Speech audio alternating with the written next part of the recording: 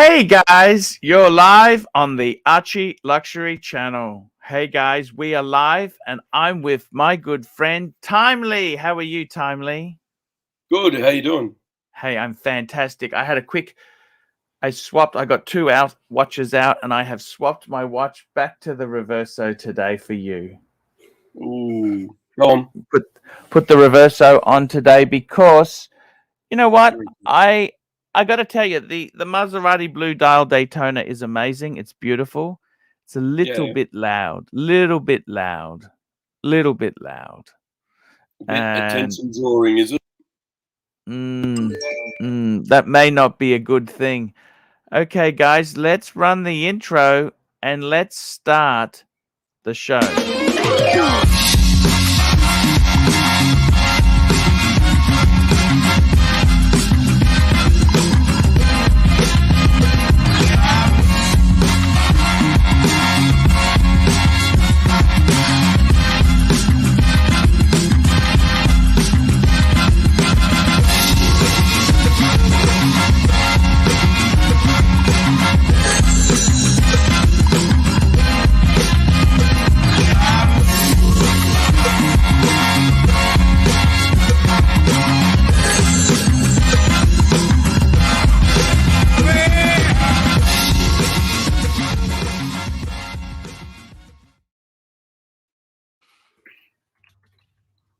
How are you, my good friend Timely? How are you going there? Good. How was your weekend? Hey, the weekend was great. We had a great show with Bear. We had some great shows on there. It's I got to tell you, it's great show. We had great fun. And it's also today in Australia. It's Monday morning. It's Sunday night in America. Sunday fun day. Sunday fun day. There's big releases coming out. They're about to come out. Are you excited? It's all happening, isn't it, in the next couple of days? Oh yeah, I'd love to see what those Rolex teaser photos eventuate into.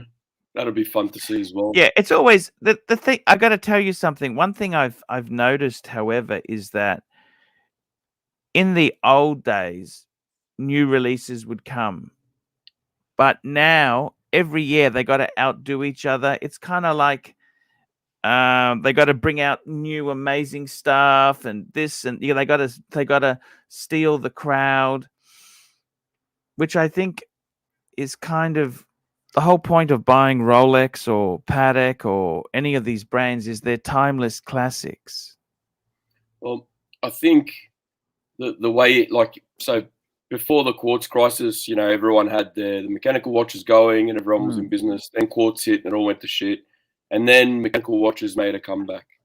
And I think that since then, it's all been released some heritage models and a couple of new pieces here and there. But everyone's starting to get the idea that just running heritage models all the time isn't going to cut it forever. We need to do something new, innovative. Yeah. We need to get it. So they need to build some hype up around that now. Yeah. It's kind of crazy. It is kind of crazy. And I got to tell you, I kind of it's crazy, but you know what? I still kind of feel let down with the releases because normal people can't really get this stuff. I tell you, an interesting thing happened yesterday. We had our good friend Patek Philippe. Will we be talking about camper vans today instead of watches? Oh, that's not fair. I'm not getting the reference to that. It must have been on the weekend show. Okay, now for starters, let me just clarify a few things. Okay. It was a Volkswagen split window camper van. Can we just clarify that? Okay, that's they're cool. They're cool. Actually, it's funny. Timely, it started off what car and watch would bring the birds in, and Lux brought out something, and then we went onto a tangent for camp on these Volkswagen 1950s, 1960s campers, right? You went down the rabbit hole. Yeah, it was quite fun. They're so expensive. Oh yeah. So the question is, Timely. Yeah. we had our good friend Anthony Pellegrini was on, Yep. and he did an unboxing. He got a new Air King, the Oh, new Air beautiful. King. And I got to tell you something. Don't ever lose sight. That's an expensive purchase. That's not a cheap watch. Okay. 100%. And for a lot of people, we get so caught up with so many fancy wancy stuff, but you got to remember these watches are damn expensive, and a lot of people at the moment, cost of living, fuck, I don't know about you, Sunshine, but cost of living costs are really quite crazy.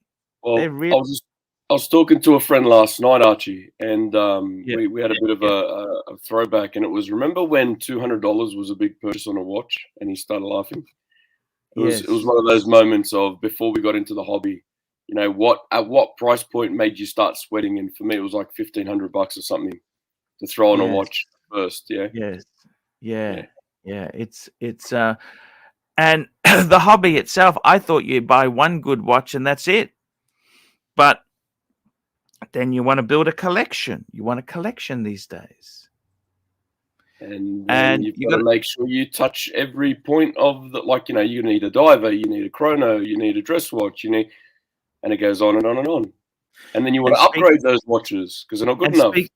speaking of wonderful things, Hoff, our boy Hoff, he got a wonderful meteorite dial Ooh, T, a white gold. And the thing is with Hoff, I totally get it. He actually sold 2 of his Rolexes off to help pay for it. yep. And I got to be totally honest with you.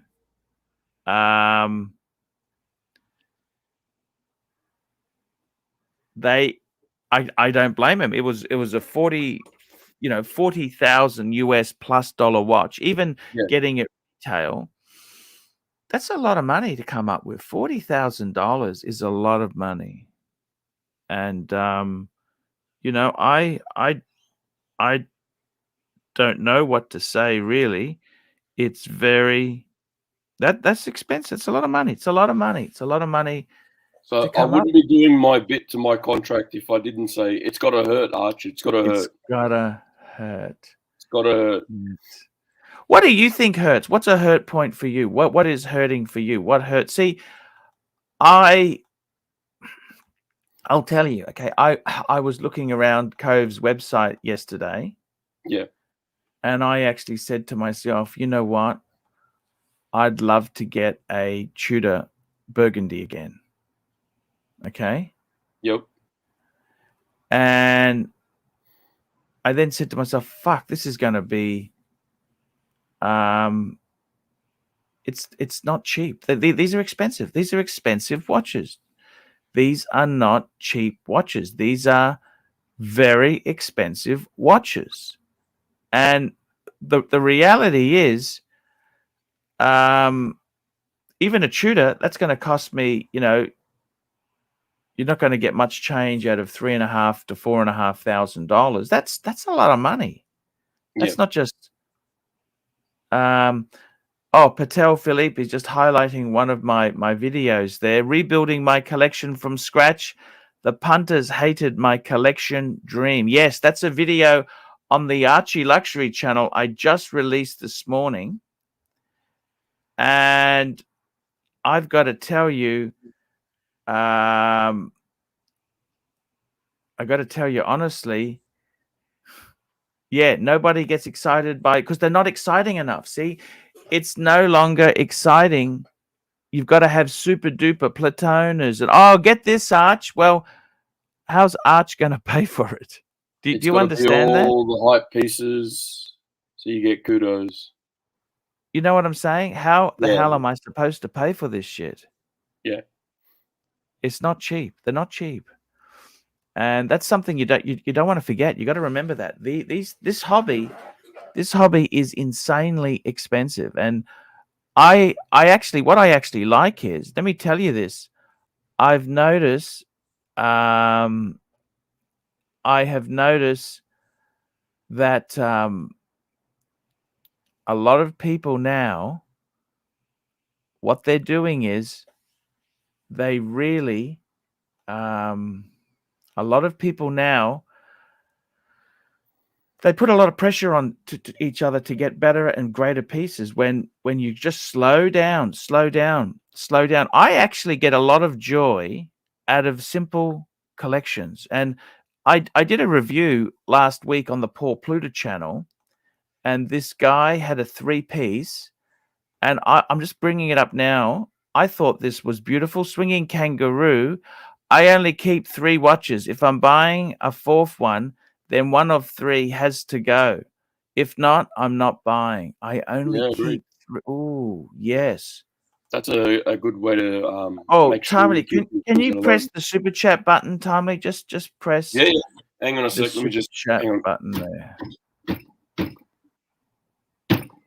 There we go. Gave it a bit of a nudge. Okay, thank you. Look at this 3-piece collection. So we've got a 42mm Polar. We've got a Speedmaster Man on the Moon. I think it's a sapphire. I'm not sure. And we've got I think it's a 36 Datejust. Look at that. Just beautiful collection. 3 pieces. He's got all bases. Okay, he needs a diver. Yes. Ivor, upvote and super chat your questions and comments to support the greatest watch guru of our generation. Yes, sir. Question: with a 3-piece like this, do you really need a diver though? Not really.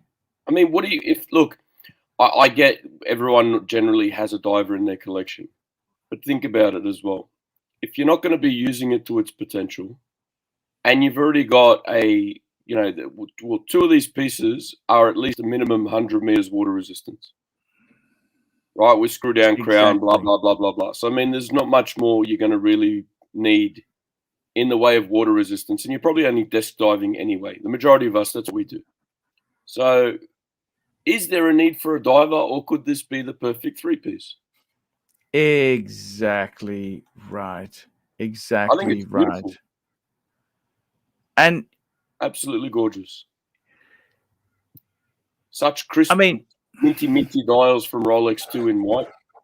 What I like here too is the fact that there's 3 steel stunners.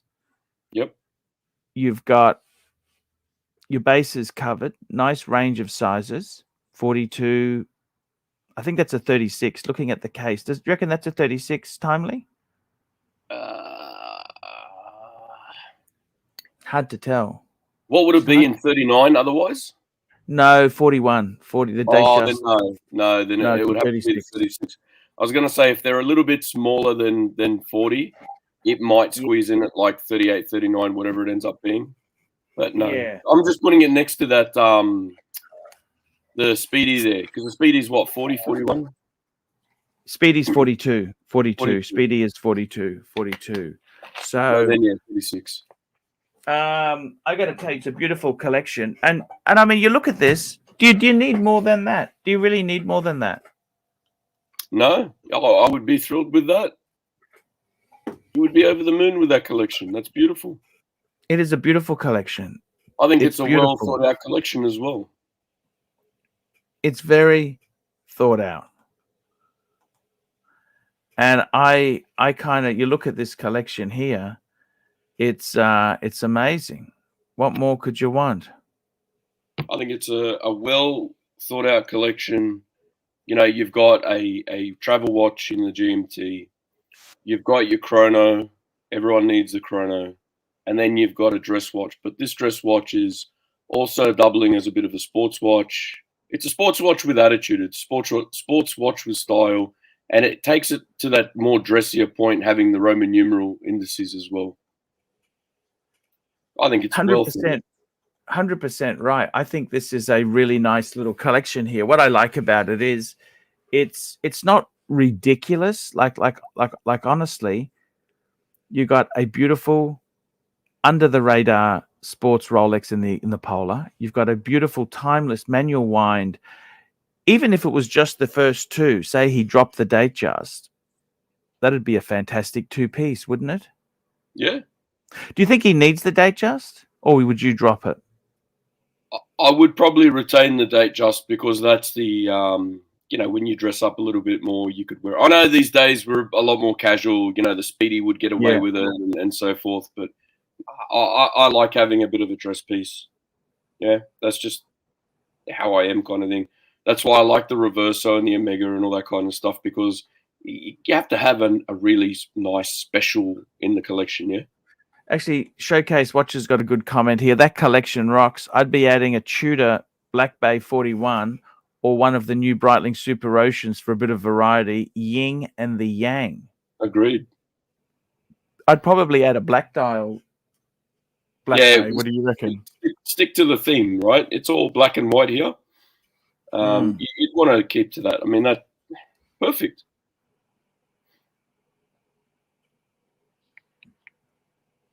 I think so.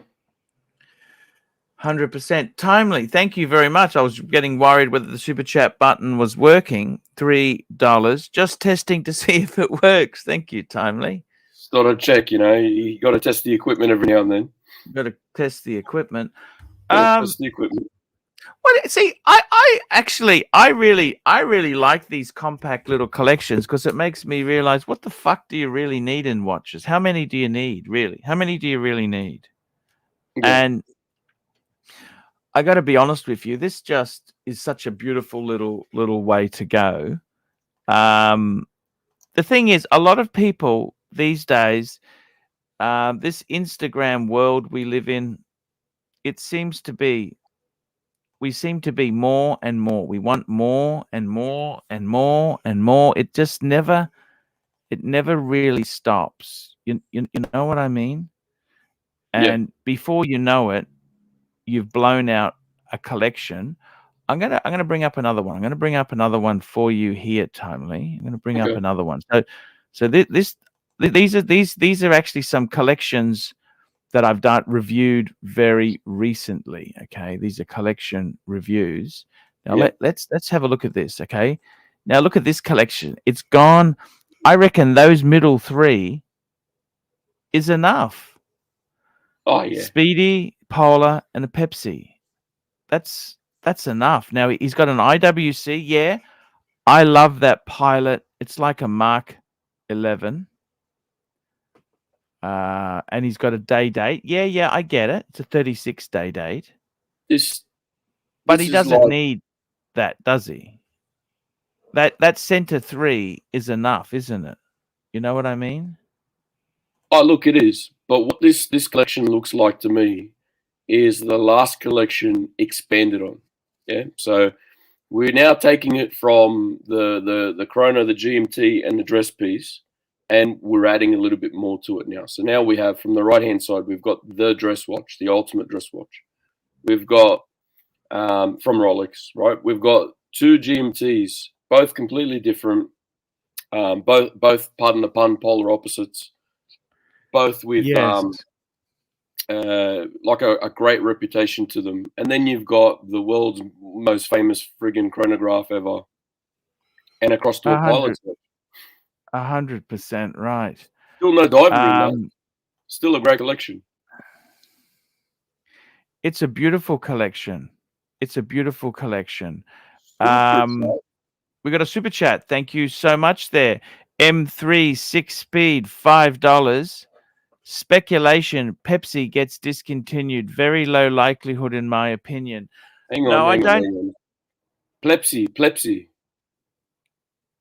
So speculation, Pepsi gets discontinued. No way in the world. Nah. No way. No way. Mr. GMT spreading GMT rumors. Mr. GMT spreading GMT rumors. That's it. Exactly. Come and get it. Oh, we love you. I mean, could you get rid of the Pepsi? I don't think that's iconic. It works so well. Why would you get rid of it? It's ludicrous. One of the most iconic watches they ever brought out. It's the ode to Pan Am.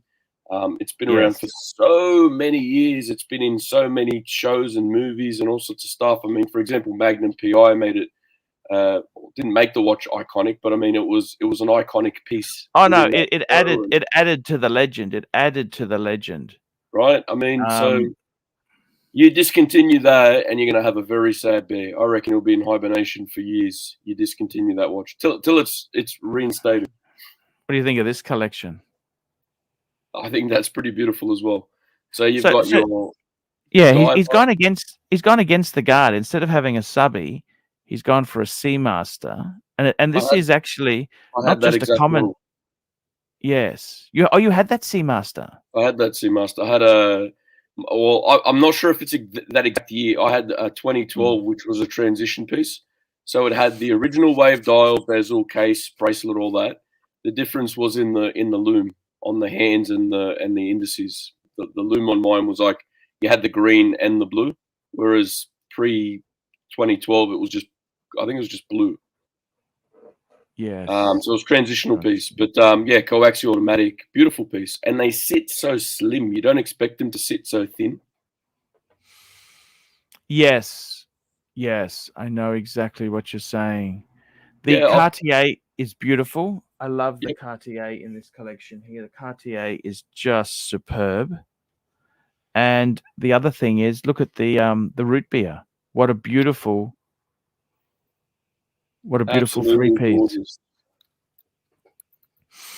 I don't mind that collection in the least. What do you think of that? That's just beautiful. I think it's gorgeous. And look at that. It's just superb. Just superb pieces. You got Showcase asking me, goes, was that the caliber 2500 timely? To be honest, I'm not sure, James. Let me look it up. Actually, I think this might be the quartz one. Look at this. This is it doesn't have the chronometer movement there. So that might be the quartz one here. No. Let me have a look. I know what you're saying, as in it, like it's the coaxial version of the ETA. It might have been Mine was one of the last of the original Bond ones with coaxial. So I'm assuming it might have been the ETA, the 2500. You might be right there, Showcase. And I'll be honest with you, you're the last person I'm going to pick an Omega fight with, mate. 100% right. I'll see if I've got a picture of it. I'll flick it to you. Where are we here? One picture amongst a million. So yeah, I've got a little bit of watches and wonders kind of stuff coming up in a few minutes. I was just waiting for the numbers of people to build up a little bit before we start getting into it, because otherwise people then, they miss out and they want to know about it, and we go back to it and we just go over the same stuff over and over. So where are we? Just looking for the photo through my phone at the moment. That's all. Lots and lots of photos of lots and lots of watches bought. And we got Patek Philippe. Patek Philippe, here we go. Patek Philippe. Fella, time for you to get a Patek 5959. That's a super duper Patek Philippe. I will just bring that up there. A Patek 5959. Let's bring that baby up. This is a split-second mono pusher chronograph. Absolutely breathtaking.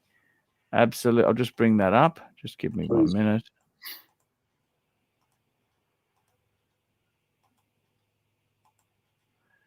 Look at that. Absolutely. Just a split-second mono pusher. How could you go? Oh, sorry. I didn't bring it up. Here you go. Split-second mono pusher. Absolutely crazy, crazy, crazy pricings. Beautiful watch. Very cool. Far above my pay grade, I'm afraid. Far above my pay grade. Sorry, I'm licensed on the contract to keep saying that. Yes, that's okay.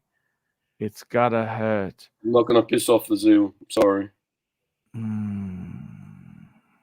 It has to hurt. I think that's an amazing watch. The only thing is, it's so expensive. This is so specialized. You know, this is just a spectacular watch, which fella could pull off. Yes, yes, I totally agree. Tell me, Timely. We were talking watches before there. Any interesting? Oh, I got your photo. Just going to bring your photo up. What's happening? Tell me about this Biver. Tell me about this. This is, so as we all know, Jean-Claude Biver went into retirement once upon a time, and there was a bit of talk about him maybe coming out of retirement and doing something in his own brand or in his own way. And it took obviously years of development and so forth, but we have Mr. Jean-Claude Biver's brand that he's coming out with now, and this is the watch that he's releasing. So I will scroll down for you so we can have a bit of a look. So where are we here? So there's the man there. He'll never retire. That's the watch. Sorry about that there. I just had something I had to cancel. Now, this Biver, it's a tourbillon. This is his first watch. Now, this is the guy who saved Hublot, isn't it? He's yes. The one who. What do you saved think? Hublot. Also spent a lot of time at TAG and pulled them out of the shit, I think, as well, by reinitiating their heritage range, and also like innovating a few other pieces. So look, he's a guy in the industry. He's a big name that he knows what he's doing. He knows what he's talking about. But my question to you is this: does his name hold enough cachet for you to be buying a watch under his name now? Do you know what I mean? 100% right. Because I mean, this isn't an Omega. This isn't a Rolex. This isn't, this is Biver. Yes.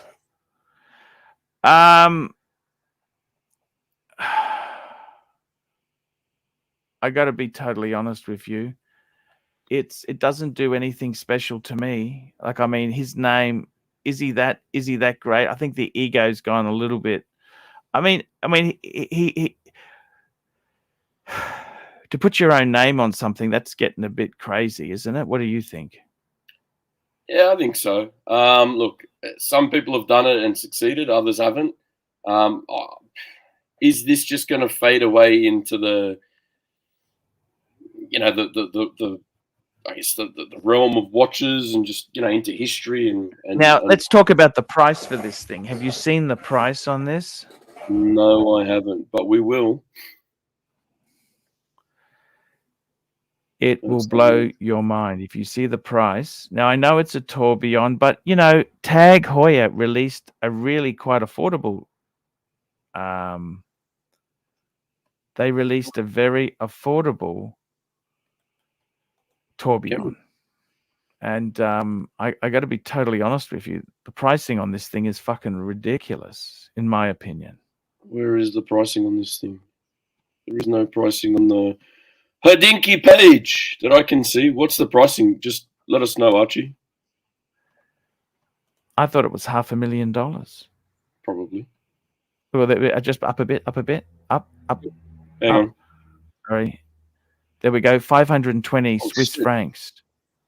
Ouch. So that's like $550,000. $550,000. Ouch.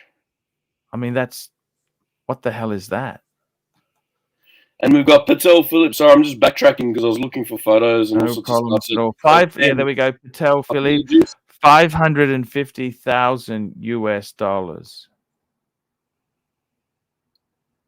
Hang on a sec. I mean, what does that mean?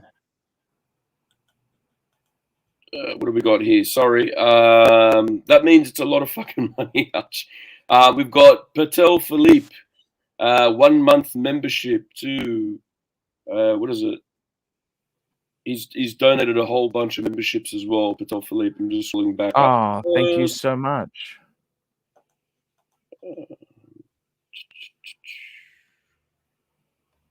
Sorry, I've got to get my shit together today. What's your timing? 1 month bronze membership, and I will post it here for you, Archie, to make it a bit easier. Thank you. It's under your name there. Thank you, sir. Pulling it up.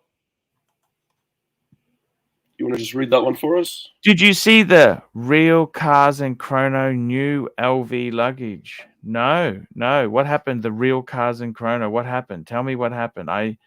He can come on the show and talk to us if he likes. I don't know. I don't watch the other channels. Where was it? Where was it? See, I don't know where these are. See, where was it? Archie just watches Archie. And you got to understand, the guy's doing 2 shows a day, 7 days a week. So does he have time to sit around and watch other shows? Probably not. Exactly. That's exactly right there. So are you going to go out? Are you going to go out and buy yourself a Jean-Claude Biver? Jean-Claude Biver. Jean-Claude Biver. Exactly. And we got Fella showing some support here as well. Fella is showing some support. Thank you so much. This is the slowest show I remember in 11 years. Thank you. Thank you for your super chat. Showing watches in a relaxed format. 100%. Thank you, Patek Philippe. Malik Diamond, $20. Malik Diamond, $20. Archie, can we go JLC Rick shopping? Pull it up. Let's play the music. Let's play the we shall play some music. Yes, play some music. Just scrolling. We're in a bit of a baby super chat, baby super chat. Baby super chat, baby super chat. Bring in some super chats. Let's get this thing happening. Super chat, baby. Super chat. Let's get this on, baby. Okie dokie. Thank you so much there. We got a great. Okay, let's go shopping for JLCs. Because Timely, you're a JLC man. You love JLC. We both love JLCs. I like most watches by JLC. They do have a couple of mingers, though, that look absolutely disgusting. So here we go. Look at this. Watches and Wonders, Reverso, the golden ratio. Get ready. So 7 hours left on the clock to see what the hell's going on. What's going to be released. That's a beautiful piece. Expensive. Oh, just very quickly, I'm going to grab Neo $10. I'm currently doing my taxes. Should I deduct a watch and throw the ramifications into the wind? I don't know if you can actually deduct a watch, Neo. I'm very sorry there. Yeah, even my watches, they're not really. I've had this discussion with my accountant. They're not really a deduction. Even in my business, I'm not in the business of buying and selling watches. Yeah. So isn't this watch the same watch that Jamie Opulence now has? He got that strap, didn't he? You know, that special But is it this watch, or did he just have the two-hander without the small seconds? No, I thought he had the Tribute. Tribute. That's what he bought. Okay, I didn't get a good look at it, but yeah, he has one of these straps to go with it, though, the blue. Yeah, it's gorgeous piece. Oh, of course, it's gorgeous. It's amazing sort of stuff there. So let's go shopping. Let's stop messing about now. Yes. Our collections. What are we looking at?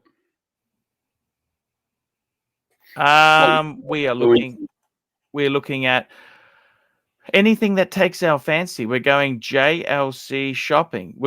Actually, can we go JLC Reverso shopping? Sorry, Reverso. Let's go into the Reversos. Actually, we'll just pull this full screen so we can get even bigger spread here. So the funny thing is with the Reversos, they've like the grand date, you can't get that anymore. The 976 that you've got, can you get that still? No, that's discontinued. See, they discontinued a lot of good models. Let's go and have a look. What can we get? What can So, we get? so the 976 was discontinued in 2015. It was a 5-year production run. Yes. So this is a very beautiful piece.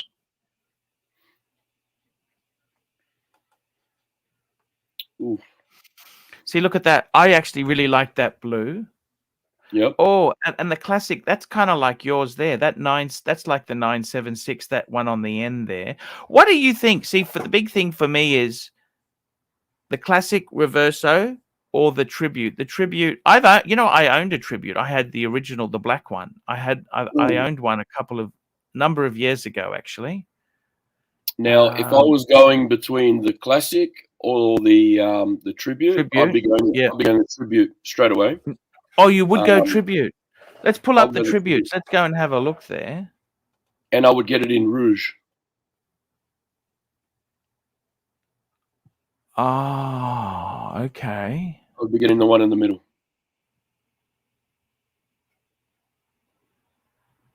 Okay. Which one would you like to look at, Arch? I tell you what, I really like. Fuck, the green is gorgeous. Well, there's just a different. What color? What you pick the color? Well, those three are beautiful. Oh, look, if it's me picking the color, I'm going the rouge straight away. Okay. Bring Because it up. I've seen one of these next to the original vintage, and they just look beautiful. So they're 14,500 Australian retail. Look at that. Yes. You know, good dimensions. They're keeping true to form.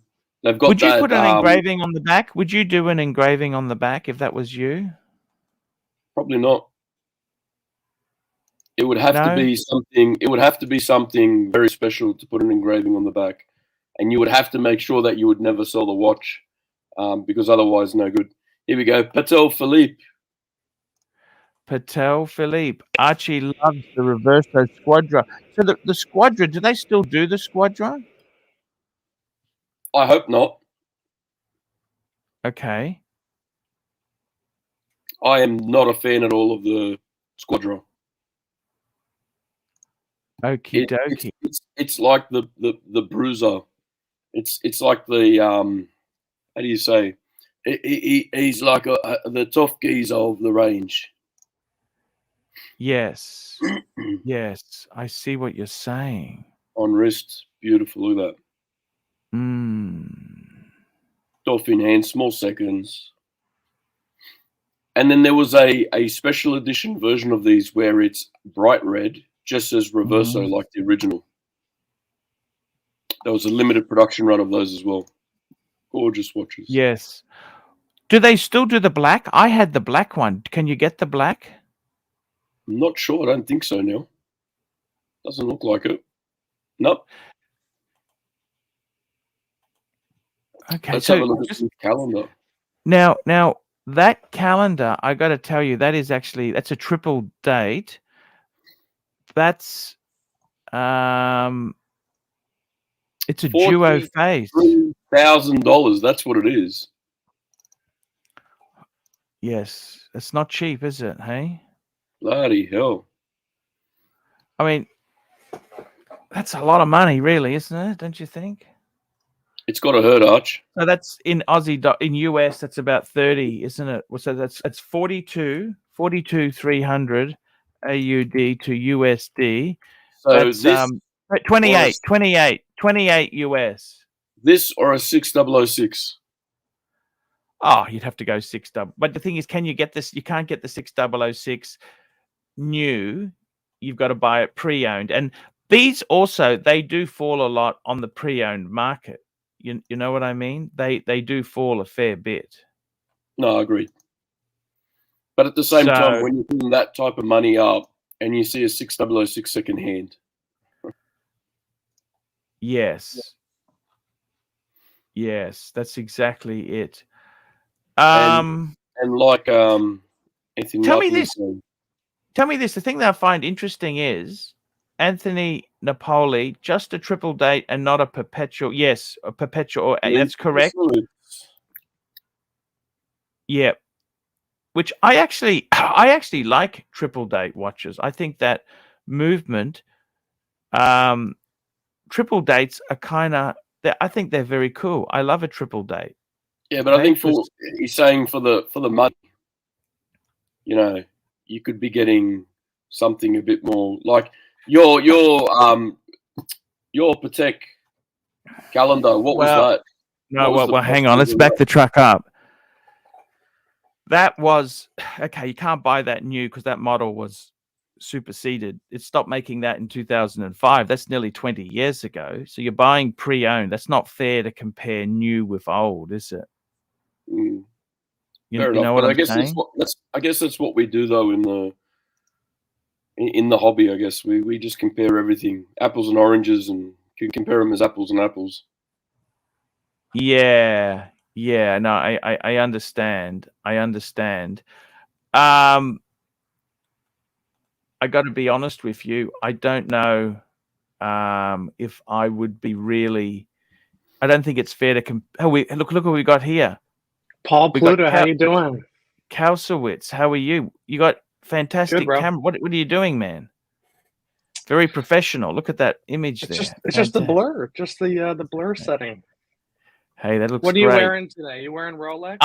I'm wearing my Rolex. I'm sorry. I'm wearing a Jaeger-LeCoultre, a Reverso Grand Date. That's what I'm wearing today because I'm trialing it out.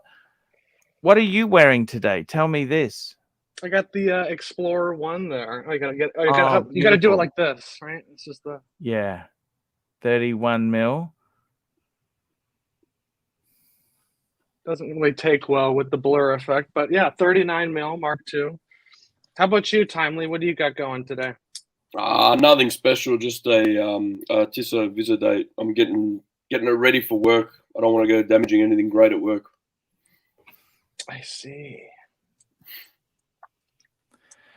And how have you been? You're back in the US now? Yeah, back in the US. Yeah. Yeah, the trip was good. You know, speaking of JLC, I just heard you talking JLC. You know, I tried on one of their new watches. That's fantastic. It's the perpetual calendar for the Polaris. Beautiful, beautiful watch. Yes. And it's kind of strange to put that movement in a dive watch, but just on aesthetics alone, it's quite a beautiful piece. A little too expensive because it just came out, but once those start coming down in the next few years, that could be pretty cool. Yeah, you're very, very true there. Tell me this. We were just looking at Reversos. Timely, what do they have, like for your Reverso? What's the equivalent today? What do they have? Look, what do they have? I don't think there is one. Everything that they've got, so they have the classic, and that's a two-hander. It's a completely different dial. There's no small seconds. I'll have a poke around and let me see what I can find while you two have a chat, and I'll see if there's anything comparable. I don't think there is though. No problems at all, man. Kausowitz, what's been happening in your world there? Tell me what's happening. Not too much, just still on the watch hunt, you know. Everyone's always looking for something new. So, you know, I haven't bought a watch in like 3 years. So I'm itching to get something. I've really been on the back burner there. I want the next piece to be quite big, so I'm kind of slow to pull the trigger, you know. Yes. Nothing wrong with that. You like to take a lot of time to think about what you do, don't you? You like to really take it. Yeah, I like to think of it as, you know, something you're going to keep forever. So better not to, you know, there's sometimes you get excited for a watch and then a month later you don't even want it anymore. So this is about as close as you're going to get, Arch. Same dial layout. Mine has a different border around the small seconds. It's a little bit of a different guilloche in the center part of the dial as well. And the Jaeger-LeCoultre brand on mine has like a back plate, I guess you could say, so it sticks out amongst it. It's not just printed on the dial itself, like it's sticking out. But yeah, this would have the solid stainless back as well. Beautiful. and that's 14.5. I think the biggest problem, let me say this to you, with JLC is that they ditch their models. They keep changing the models. So by the time you think, hey, I really like one of those, it doesn't exist. Geophysique. Remember those? They don't make that anymore.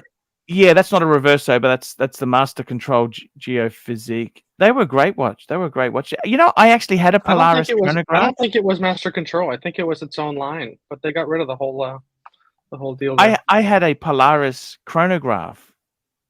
I don't know if you remember. I loved it. It was a long story.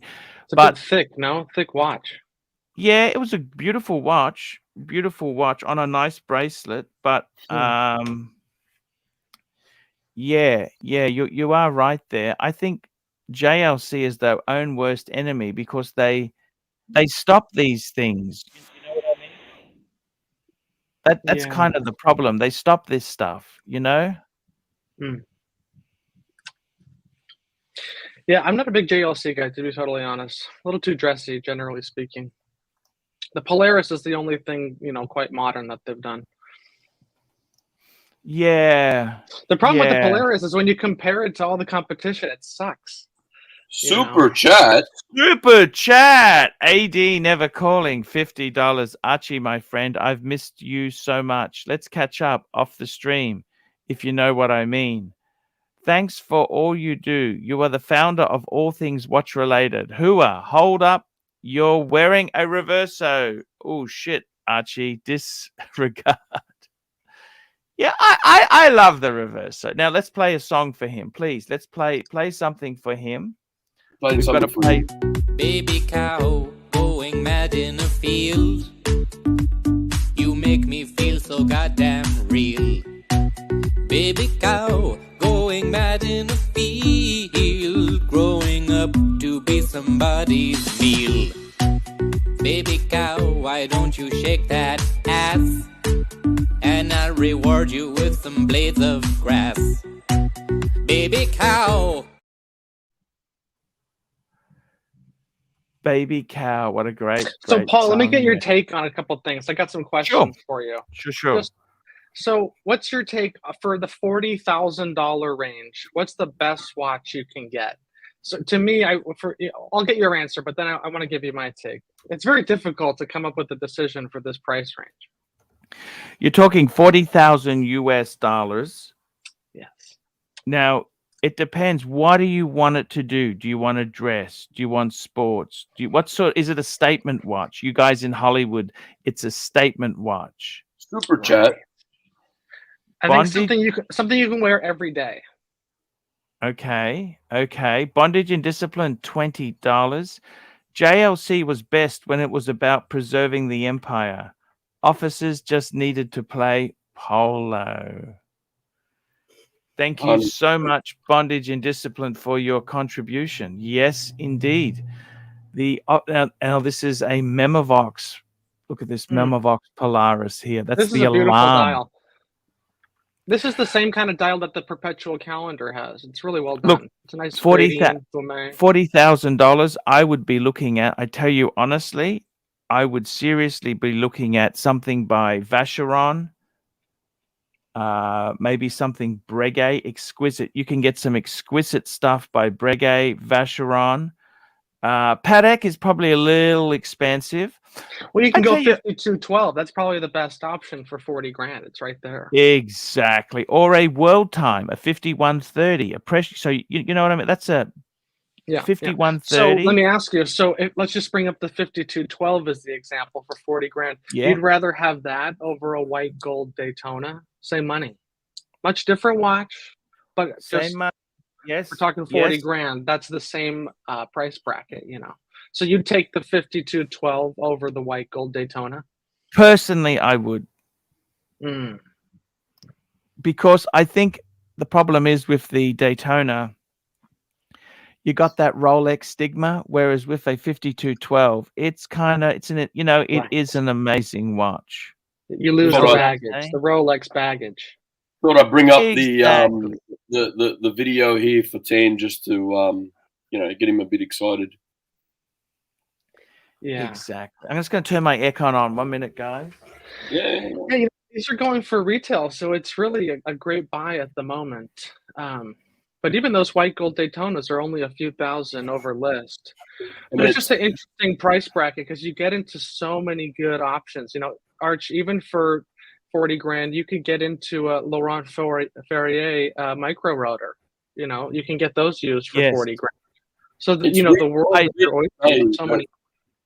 It's weird to say that stainless steel in a Patek is actually quite special. Right. Because Look, tell me this: would metal. you be going with a Laurent Ferrier, or would you be staying with more traditional brands? That's the question I have for you. What would you be doing? Well, there's so many ways to look at it. There's some people that say, be careful with Laurent Ferrier. They may not even be around in 40 years. It's like, what are you going to do then? Not that that's a big issue, but it's something to think about as an heirloom piece, Yeah. But then think about Patek, they have their own problems. You send a Patek in for service, you may not get it back for a year. That's kind of a bummer to think about. Whoa. Every brand has something going on with it, I don't know about a year. That's possibly probably not on a simple watch like this, but you hear those stories. Well, this is not really that simple. This is actually complication. But how long did it take yours, Archie? No, look. I took it. Look, it is difficult. This is the thing. Okay, I took it to Singapore and I had to go back to Singapore. I got to tell you something. The thing is, personally, if I were you, how many other $40,000 watches do you have? This is your first $40,000 watch, correct? Right. Correct. Okay, so this is the first one. I think myself, the best advice I can give you is to go for something iconic and with a best brand possible. Okay? A Jean, a Ferrier, you know what? These are all beautiful things, but I would tend to say get something which is timeless. Say this is the pinnacle of your career and you don't have a chance to buy another one, right? What do you want? Do you buy the trendy, cool one at the moment, or do you buy something timeless? In the words of Archie, do you buy the fancy, wancy one, or do you go timeless? And I think myself, you can't go wrong. First 40,000, that's a lot of money. I would be going. I think you're best to go with a brand like Patek, a brand like Vacheron. If you want to bargain, Lange? Would you throw Lange in there? Lange's fantastic, but Lange is so dear. This stuff is so expensive. What I heard, Arch. It's so expensive. I think it's in that same range. You can get a platinum 1815 for I think 35-ish.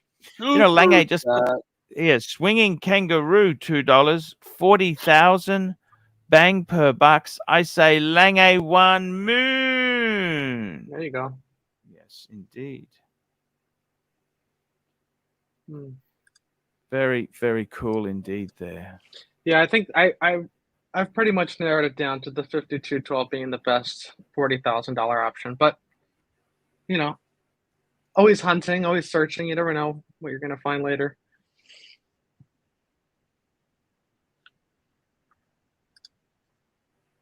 I gotta be honest with you. The Lange 1 moon phase, beautiful choice. Beautiful choice. It's do you like Lange? How do you feel it? Do you feel for Lange? How do you feel? Bondage and Discipline for 40,000. Just get a day date if you think the Polaris sucks. Oh no. And we got Rancher. Hello, Rancher. How are you? I'm well. How about yourself? Hey, we're fantastic. Clyde, how you doing, bro? Has got a $40,000 itch to scratch. What would you say?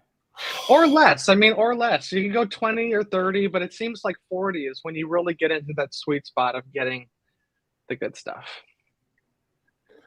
I'd go for like higher end independent. See, Cornfield, maybe. Trouble is, Urban Jurgensen used to be that way, but not anymore. That's kind of beyond 40. Well, see, that's what I brought up to Paul. I said, you can get a Laurent Ferrier micro rotor for 40,000 used, which is probably, as far as a well-made watch, that's probably the best one. But it just doesn't have that brand, that value retention that you're going to get with the Rolex, a Patek, a Lange. No, yes, it's kind of a different. It's kind of a different. It does have value retention. Are you going to get out of it as quickly as a Rolex or a Patek? No, but you will get out of it, especially if you get into it at the right price. So what would be your choice if you had to narrow it down to one model? What would be something you can wear every day? Something where it's not too dressy, not too ideally not a gold piece, so it doesn't get all scratched up. Okay, it's like the $40,000 sweet spot. I'd say a little bit under 40,000. I'd say an Urban Jurgensen Alfred. It's in steel, but it still has their award-winning P4, and I actually think, even though it's available for under 40 right now, I think once Kerry Vutalainen does his magic later this year, I think the legacy models will go up even more than they have already, or maybe a Jurgensen 1. Their Moser Streamliner, basically. Very interesting. Because here's why. Don't you? I mean, I think it's going to we're going to get to the stages where a handmade watch is going to be only affordable to the super rich. It's only going to be affordable for the people that can afford, like Roger Smith or something like that. Oh, fuck. Hold on. That's okay. What do you think, Timely? What advice would you give to Kalsowitz? Firstly, congratulations. Life is going well for you, Kalsowitz. This is a beautiful piece to buy. But I would you know what? For all the bravado, let me just tell you something. Patek and Rolex. It always ends up being that way in the end, Here, David N. Life's not worth living without a moon phase. Thank you, David. And we've got Malik Diamond, $10. Archie, pull up the IWC Portuguese yellow gold blue dial, the regular and chrono. Thoughts, second market on these. Bringing it up. While we're waiting for that, Bondage and Discipline makes the comment, for 40 grand, don't fuck around with LF at retail. They're actually like 50 grand retail. So you save like 10, 15 buying used. And, you mentioned that LF annual calendar. I love that watch. The problem is it's like 13 millimeters thick. I had it in the hand.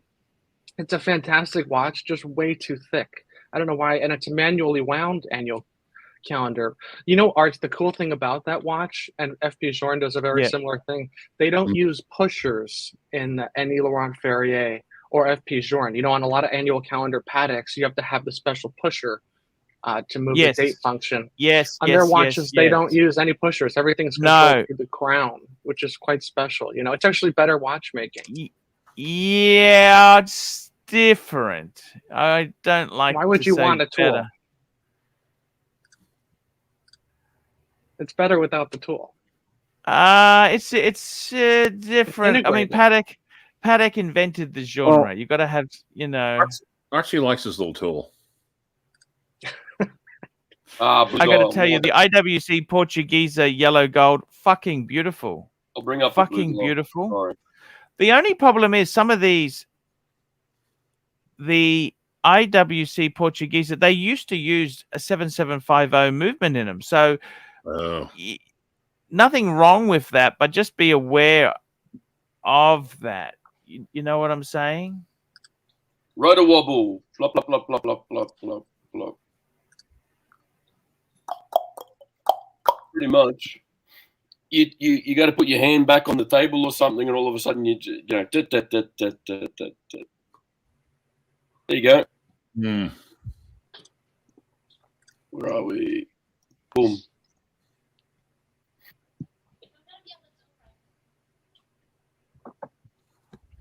And you see, and the funny part is, and I kind of see where Kalsowitz is coming from, because it used to be, when I came in, $10,000 was where you started getting in trouble. There you go, Vintinier. There is no rotor wobble in the Portugueses because they're manual. So they've removed the automatic module on the back, so it's just the manual wind function on it. Beautiful. I always love them. The question was from Malik was what do I think? I think they're beautiful. Thoughts, second market on these? Good. They're actually a good classic, beautiful watch. Beautiful piece, beautifully finished. Dial is exquisite. I mean, the dial, the blue that's there. I actually like these in steel as well. I like them in steel. I like them in steel as well. They've got they're quite fascinating pieces. And hey, we got the man himself, Jean-Claude Biver. Jean-Claude Biver must make it thinner too. 7750 is rather thick. Agreed. Yep. It will thin it out by quite a few mil by removing the automatic module. Because remember, it's not just the automatic module, the case back, all that shit that it's involved, and because you have to make space for it and all that. But, yeah. Beautiful watch. I absolutely love this. Rancher. Yes. What's your take on this piece? Well, I like it because I do like the blue and gold, and you know why, right? You know, blue and gold has contrast. The thing is, this is rose gold and blue. Do you think that works? Some people have said rose gold and blue doesn't work. It depends on the type of blue. This blue goes well. It's the shade of blue. This is on point. Come on, you have to admit.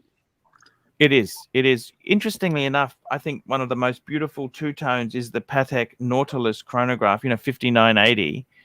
That's two-tone, steel and rose gold with the blue dial. That pops. But other rose gold, do you think yellow gold works better with blue? What's your opinion? Depends on the shade of blue, I suppose, doesn't it? That's what you're saying. It all just depends on the blue. Right. You can't just go, oh yeah, it's blue, and it'll go with that. Yeah, no. And especially for the money you're paying, you want to make this is the one that you're talking about, Archie. Yeah. Yep. Yeah. Oh, Rancher just got excited. Could hear it. He starts breathing heavy when he sees something. For such an expensive watch, couldn't they have matched the date wheel with the blue dial? No. No. No. Sorry. No. I don't like when they do that. I like when it matches. Even on the 5212, it's like it got a cream silver dial, but they use the white date wheel. I don't get that. So expensive. Yep.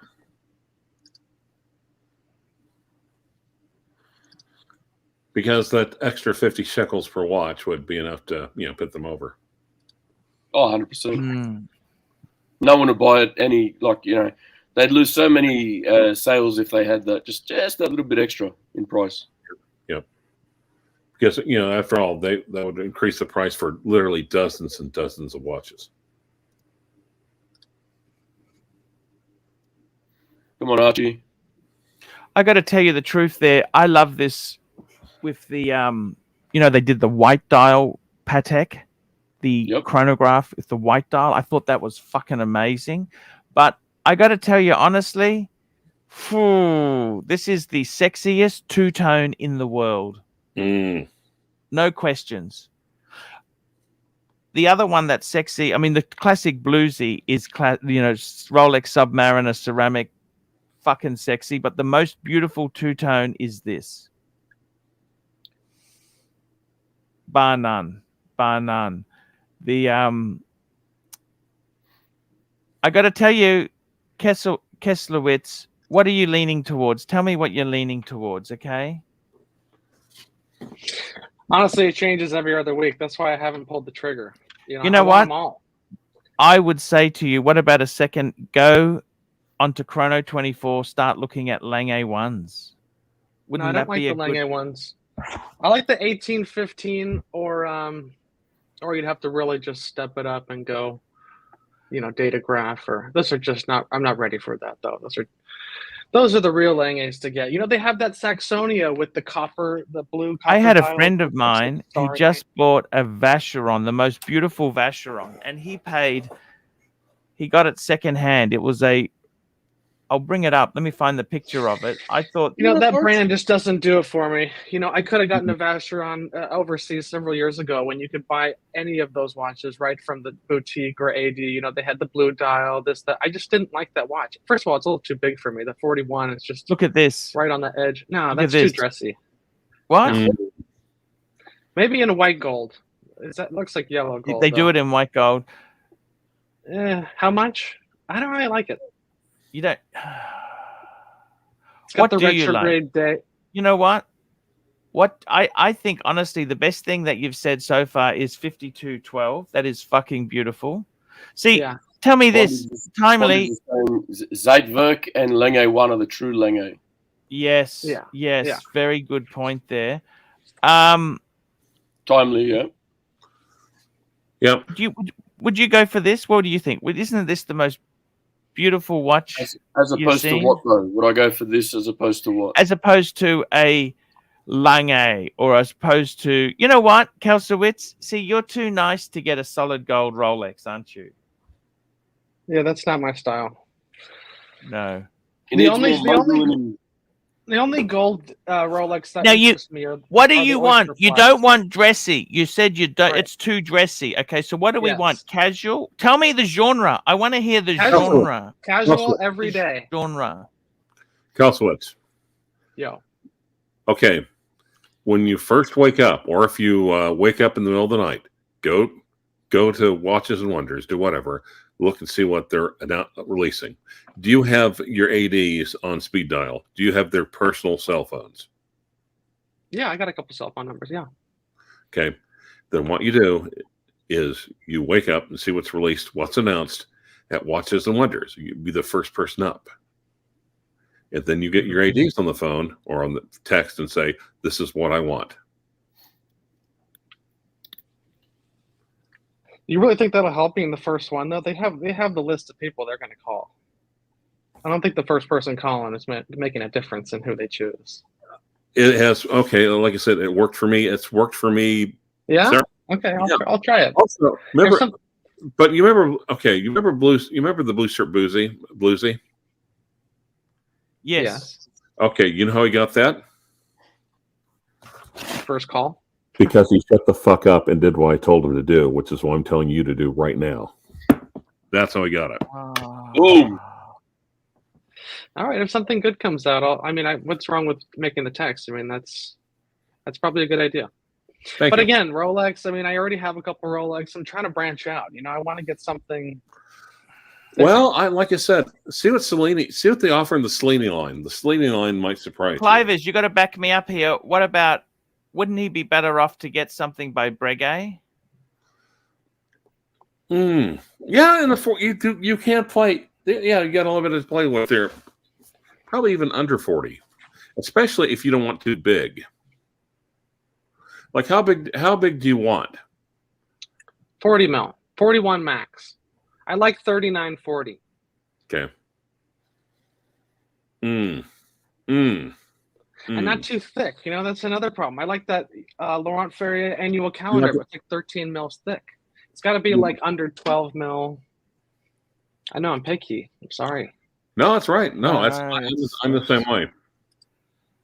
It's got to fit right. That's the number one thing. There's a lot of cool watches, but if it's too big, it's out of the question. Now see, the problem is, Kelsowitz, what did you want when you firstly decided? What did you want? What was the first inkling? The Laurent Ferrier, the micro rotor. I love the build quality. That's what really does it for me. Brand, yeah, that's important, but really when I look at the back, you can tell. You pointed out those Vacherons, those suck compared to Patek, AP, Laurent Ferrier, FP Journe. I just feel like Vacheron does the bare minimum to get the Geneva seal. And then you have all these other makers that are just going above and beyond, To me, if it's the same money, I'd rather have the better watch, Well, do you mind with Laurent Ferrier, how hard would it be to get one of those? I already I already have one lined up if I want it. 39,000. Ooh. Yeah. Ooh. They're selling over, aren't they?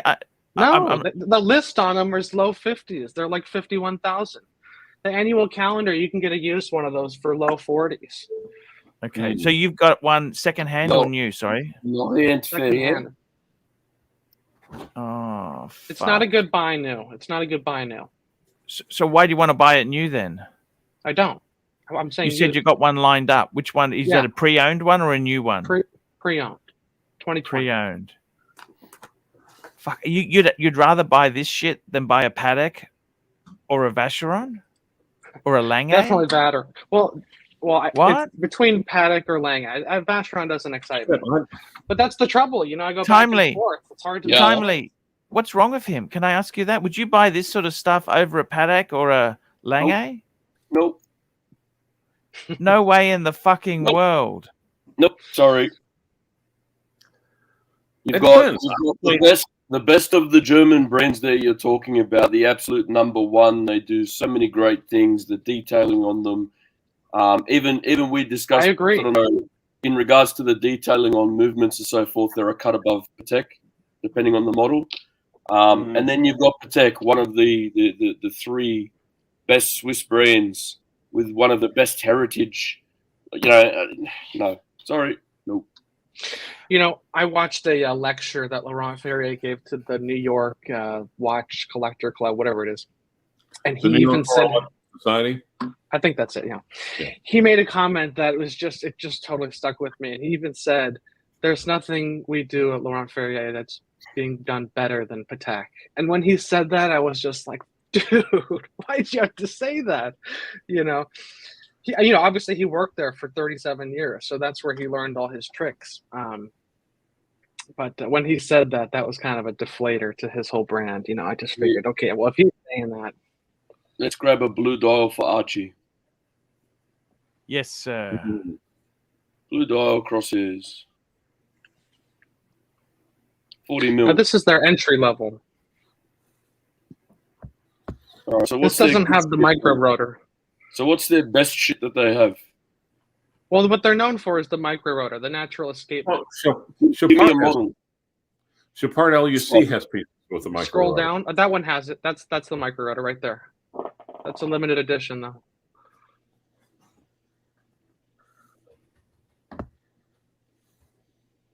Yeah, this is their bread and butter here. This is the Gallet case and.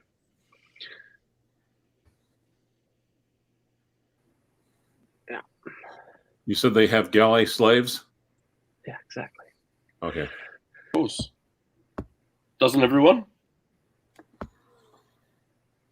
So this does nothing for you, huh, Paul? No. Look, it is lovely. It's very classical. I like the crown. The onion crown is cool. And I don't mind the handset. Or would you get Laurent Ferrier, or would you rather get a something like a Breguet? Have you looked at Breguet? Yes. Have you looked at Breguet? Seriously, yes. for $40,000, you can get some fucking amazing Breguet. Well, you could spend a lot less. That's the beauty of it. You know, those retrograde seconds. I think the Classiques or the Historiques, whatever it is. I think those are like 20-ish. But it doesn't compare. That movement doesn't compare. Look at this. Who can beat that? I mean, I agree. Lange is amazing with their finishing, but it doesn't come close to this. Unless you get into like their manual wound chronographs, those are pretty cool. But this is tough to beat.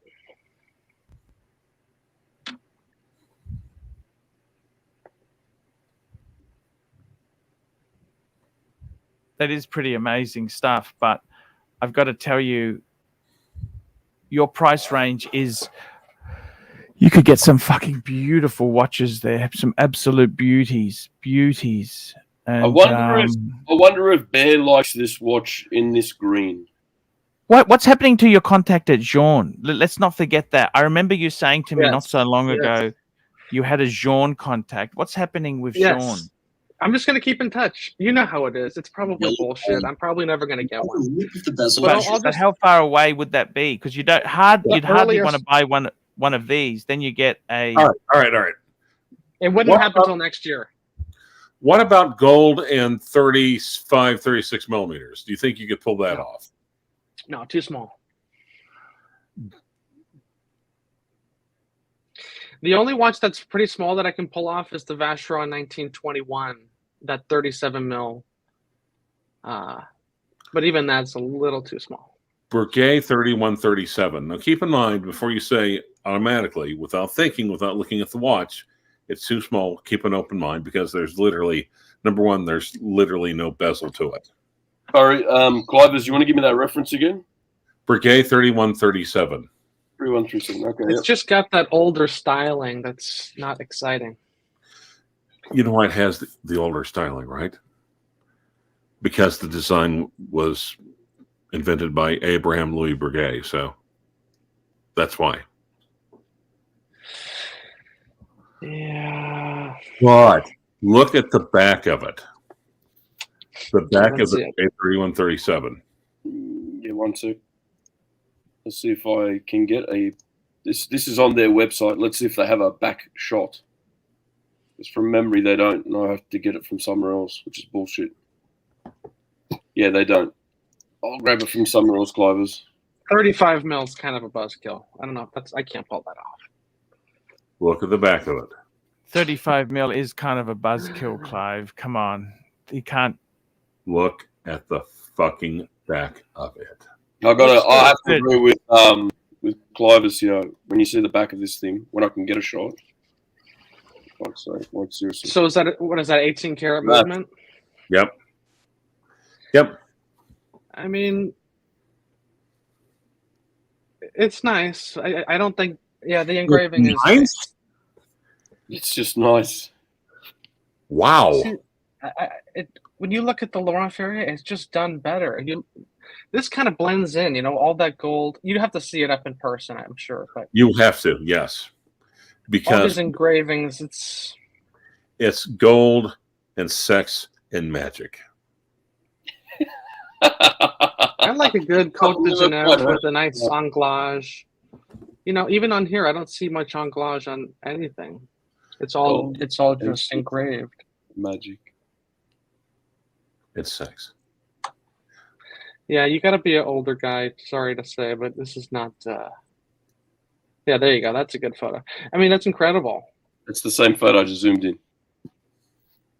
It's different, It's a different appreciation. Gold and sex and magic. I like it. Not for me personally. I can respect it though. That's whoever made that. It's an incredible. Or what about this? Yeah, I've looked at this watch plenty of times. It's cool. It's cool. It is amazing stuff. Look at this. Historiques 1921. Fuck me dead. You know what? I'd rather not.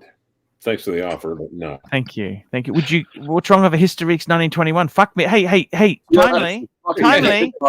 Timely, you just nailed it. You just fucking nailed it. Yes. Daniel Roth was That's what she said. Was a big man. The finishing on this. How could you not love this? How could you not love this? I do love it. I've considered it. I've tried it on a couple times. I like that it's different. It's got a cool story. What metal? Behind it, What metal? What color? You gotta go white gold. Gotta go white gold. White gold. But the thing is, you look at the back of this watch. It's like, it's okay. Just doesn't compare. Well, it's very well done. I'm not knocking it. I'm just saying when we're comparing LFs and FPGRs, you're a fucking hard man to please, man. I'm telling this is dude. I only have 3 watches. That's why I only have 3 watches. It's fucking. Well, and I have to admit, that's kind of impressive when you think about it. That the being a hard man to please, in other words, being really, really, I don't think it really hurt any collector being ultra selective and really about what he chooses and being extremely discerning. Don't get me wrong. I want them all. I just can't do that. So we all want them all, but you know what? I got to tell you something. I know your personality, right? I've met you enough. I've met you. I've spoken to you a few times. Have you slurped his noodle? No, I did have some of his pasta bun. Yes, okay? he ate my shrimp. That He is a slurped fact. your noodle. Well, he ate your shrimp. Yes, that's a fact. I experienced that. So Okay. I gotta Give us tell a you. There we go. I sent See, you a look at picture. that. Look at that. There's nothing going on there. Okay. Other than the manually wound. Okay, I can see everything. It's like all they did was some Côte de Genève and one anglage in the middle. Okay. It's like look, compare that to some of the other watches in Show him what- horology. It's not impressive. Did you see mine on WhatsApp, Paul? Yes, sir. Did you see it on WhatsApp? Just having a look now. Ooh, that's beautiful. But come on, we can't get him to go this brand, okay? Show it to him. Okay, I'm going to bring it up, guys. We're going to bring this That's up. fine. This is Clive's Urban Jerkinson. Jerkinson. And It's I got to Jerkinson. tell you, this is absolutely it's actually absolutely beautiful. Speaking of which, the swan neck, for swan neck fans, they would love how the bridge is mounted. They'd love the mounting. What do you think there, Clive? The way Well, the bridges are mounted. I What do think you Mark think? likes the mounting a little bit more than I do, but still. Super chat. I'm just hang on. NATO. Here we go. NATO himself. $3 trivia. What is the most F-off watch of 2018? 2018. Obviously, that's the Rolex 14270, the 36 millimeter Explorer.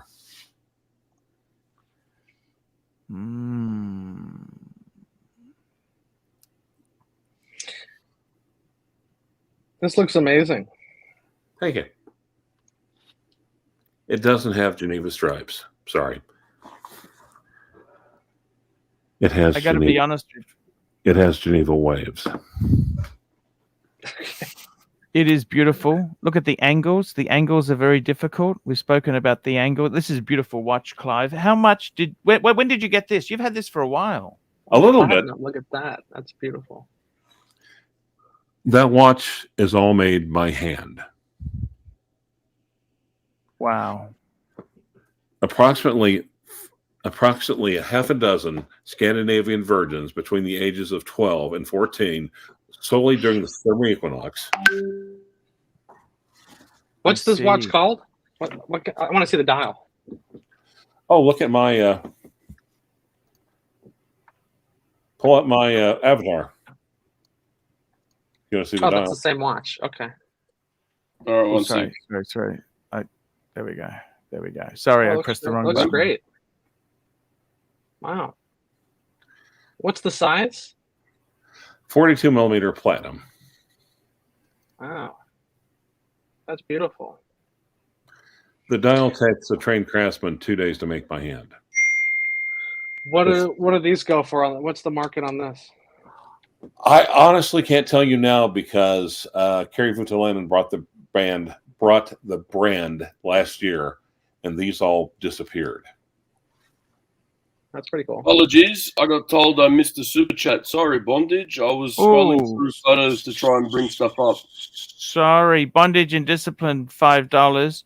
Jules Audemars Perpetual Calendar. Go big. Done. Actually, these are amazing. I love that. Let's see it. But here's the thing. This watch is made by hand, period. That's awesome. Pulling it up now, Bondage. There you go.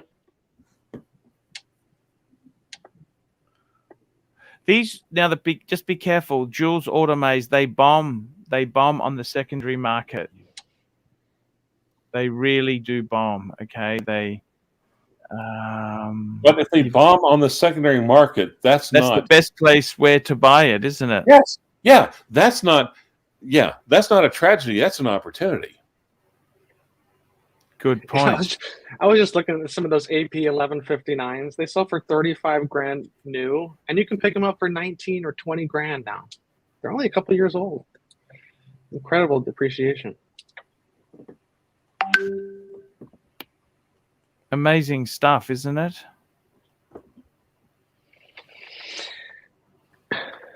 You know, speaking of AP, that's another watch where part of me just thinks, just hold on a second. Let's just, if we're going to go 40, we might as well go 60 and get that star wheel coming out. Oh, you like the Star Wheel? I do. Who You know, I doesn't? tried it on. You know, I got to try it on in Taiwan. They had it at the boutique for a month. Oh, They have one that I travels around the see. world to different boutiques to try them on. It's incredible. I love that watch. But that's really stepping into, you know, this shit Yeah. never ends. 100% right. 100% right. That is. But that's kind of been my mindset. I'm like, okay, you could spend $5,000 on a watch. You could spend $10,000 on a watch. It's like, well, hold on a second. Let's just wait a few years, and you know, put that all into one piece. Hmm.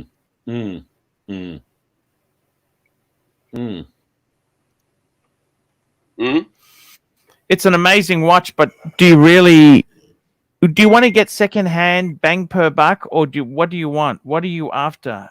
Well, if it's gonna go over retail, I mean, even if it lost a couple thousand, I wouldn't mind buying that. You know, my only hesitation with this watch is, will I still like that in 20 years? You know, it's so cool right now, and you know, even though I tried it on, it's amazing. But you know, I want to I want to be able to tell myself, will I like this in 20 or 30 years? You know, will it be timeless? You know, that's important to me. I don't like buying and selling. I like buying and holding.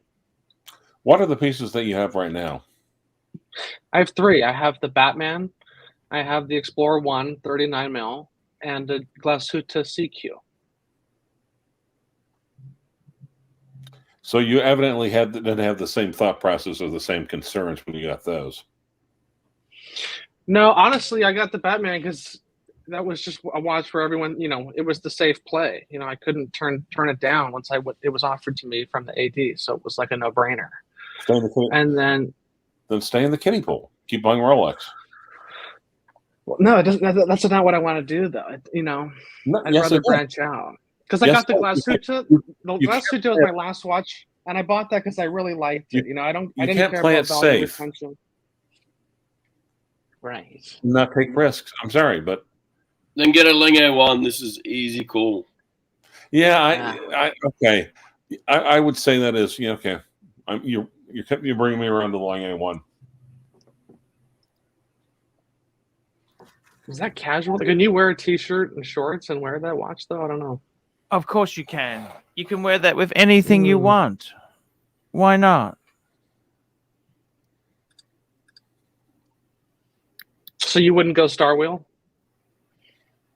I'd go Star Wars. Star Wheel's too hard to get. Let's be realistic. Honestly, JJ wants one of those as well. He loves the Star Wheel, but I don't think it's that easy to get, you see? I know.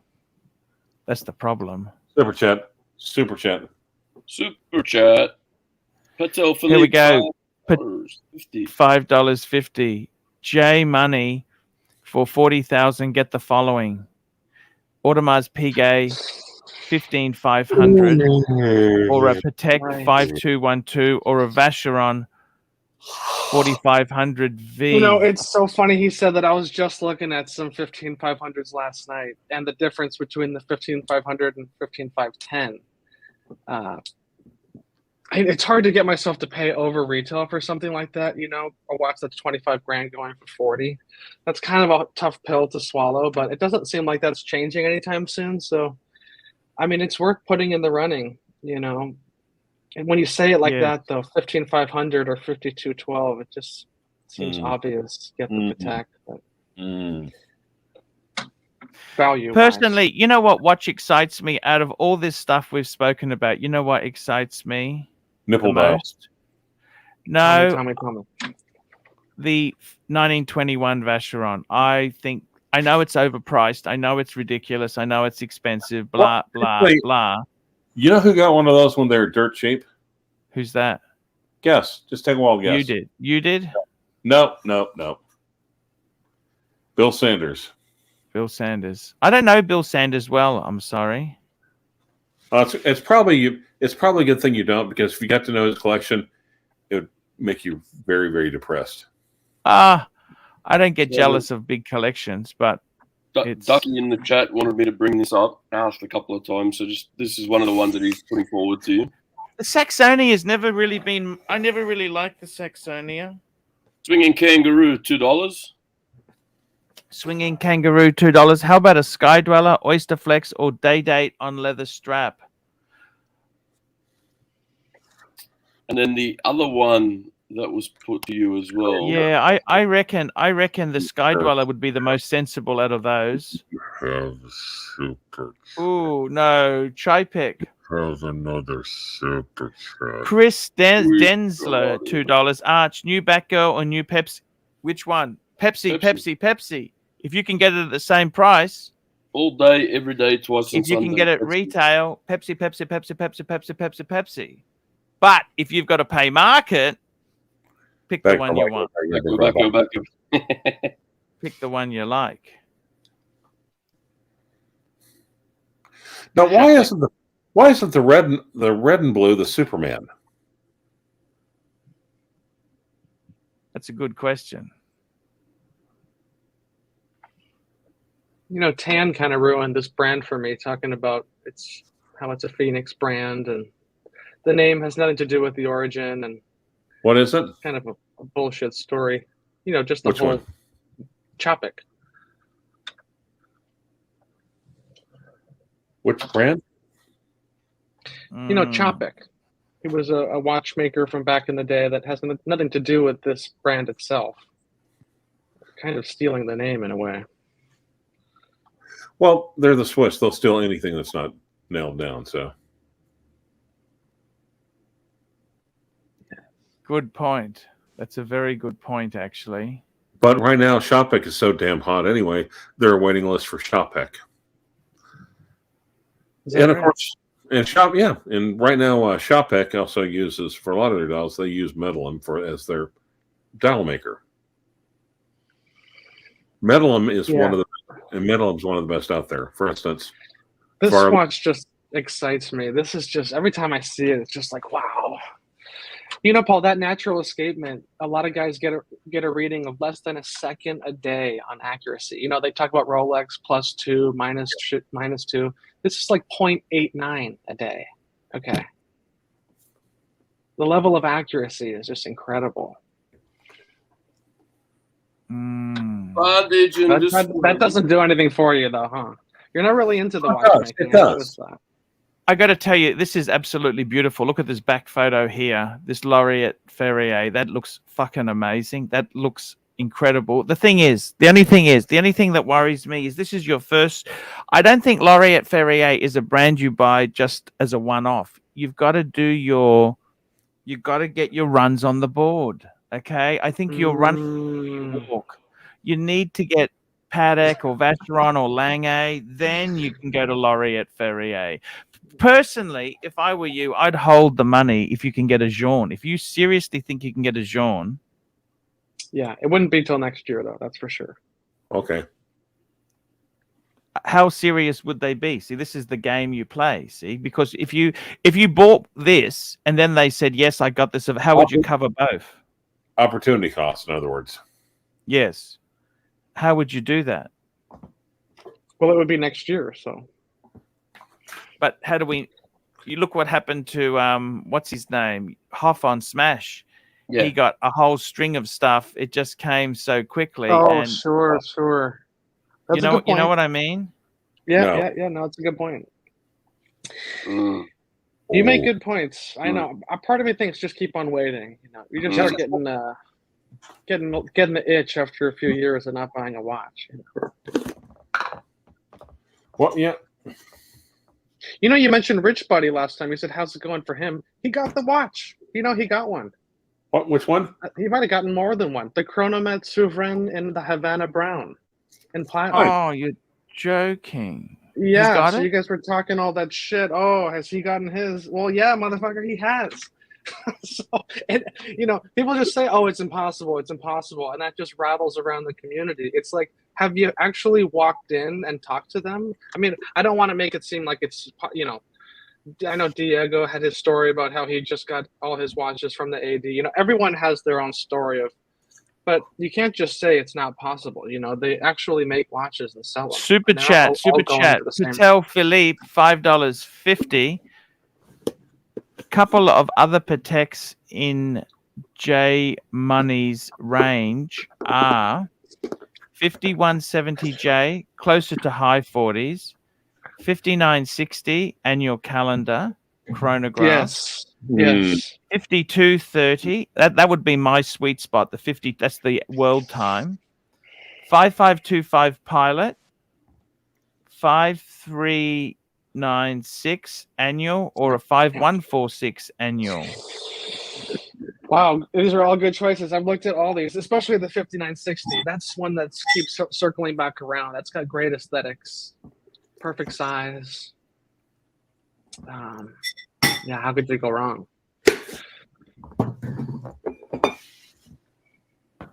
What would you get between those, Paul? 5960 or 5230? Much different watches, but just if you had to pick one. I'd probably eeny, meeny, miny, mo. I'd probably go 5960 because I never owned a 5960. I love, and they do the 5960 in steel. They do it in precious metal. They do it in many configurations. Hey, Paul, check your WhatsApp. Thank you, sir.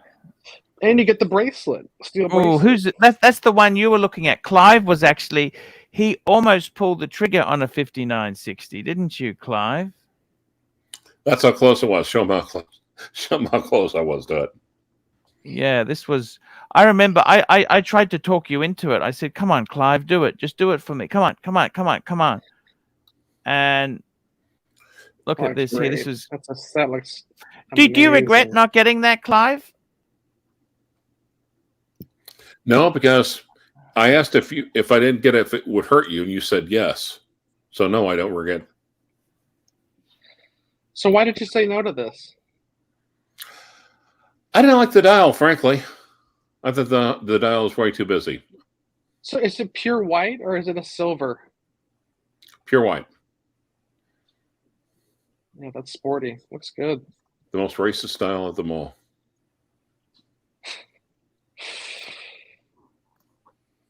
Yeah, that's a good looking watch. That's a good choice.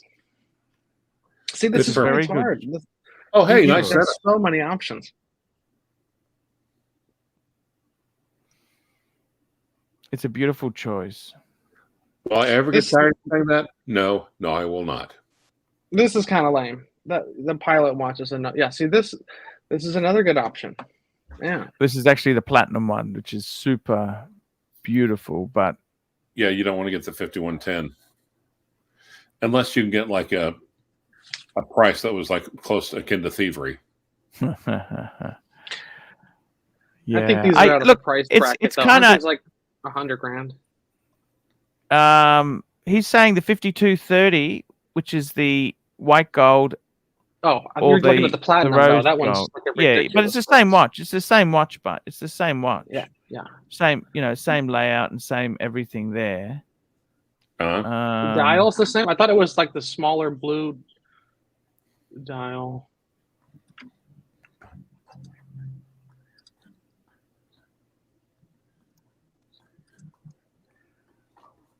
Yeah, this is too dressy. Now we're getting into the dressy stuff again.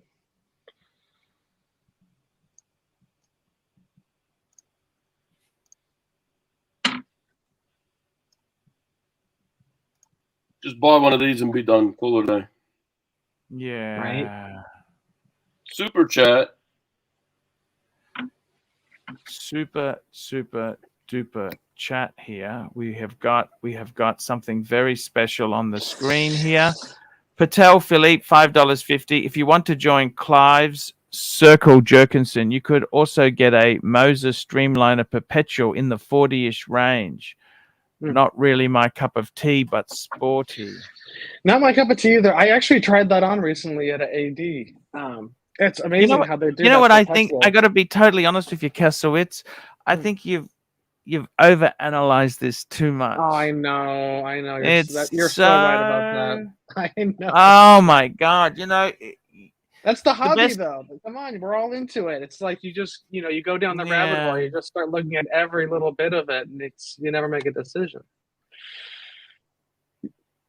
I still think if you had the chance to get a Vacheron, a beautiful Vacheron 1921, that'd be amazing watch. I think that suits you so much, but you can't see the wood for the trees. Yeah. I'd rather go overseas if I went Vacheron. Yeah. It just, the 1921, I'm with you. It's amazing. I love it. But it's too dressy for my everyday, casual way of dressing. It doesn't really go with my shtick. Yes. Yeah, no, I understand what you're saying. I mean, you have to work out what works for you. There's no...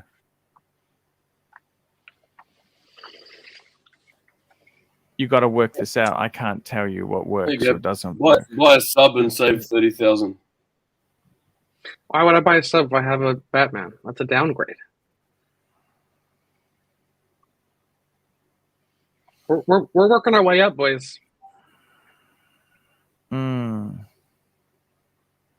Fair point. Fair point. You seem to dabble in that same price range, though. Like it doesn't bother you to, keep buying the $5,000 or $10,000 watch. To me, it's like once you've made that decision in that price point, now it's time to wait and get one in the next price point. You got to keep on working your way up the food chain. Excelsior. Yeah.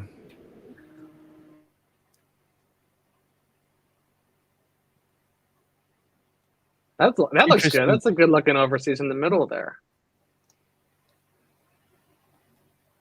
Chronographs are very thick, though. I've tried on the overseas chronograph. It's a giant watch. Even the three-hander at 41 mil is on the edge. This is amazing, though. Great look. What's the thickness? See, 13.7 thick. It's 13.7. That's not wearable.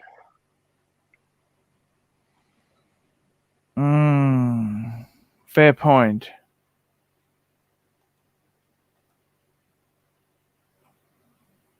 You see. Good point. Okay. This is the Explorer. These are impossible to get, mind you. I thought you said with Vacheron you weren't a Vacheron fan. Not really. There's also something kind of annoying about having had the opportunity to get one and you didn't. Those blue dials were in all the boutiques. You could have bought those. They were everywhere, and now it's like a $30,000 watch. But, Yeah. I didn't want it when I could get it, so that's a good reason why you shouldn't get it. In the future, it's like just because it's hot now shouldn't make you want it more. Got to buy what you like. You said it best. Yes, you have to buy what you like. There's no point buying stuff that doesn't float your boat.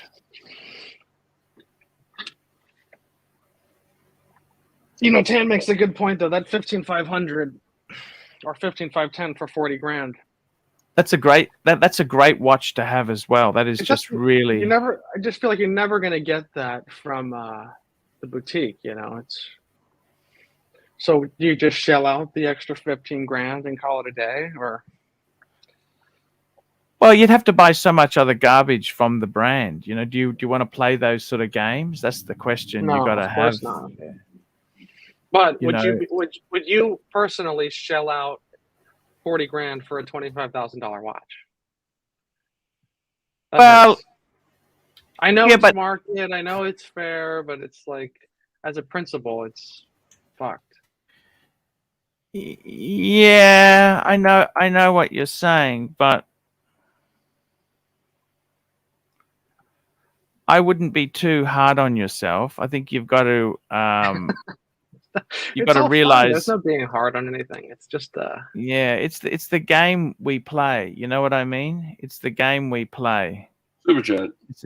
This is kind of how it is. Here we go. Patek Philippe, $5.50. If you're considering a 15-5-10, you're in 5-1-6-7 territory for the Aquanaut. You can make Archie jealous while also wheeling the Sheilas in your sport.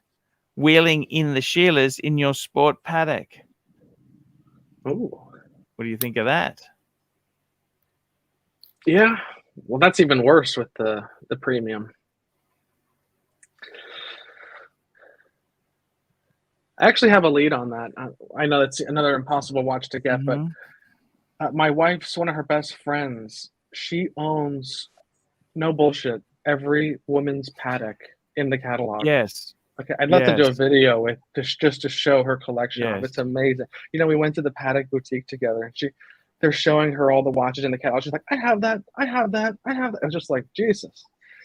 And she's bought all her watches in Switzerland. She's from Beijing.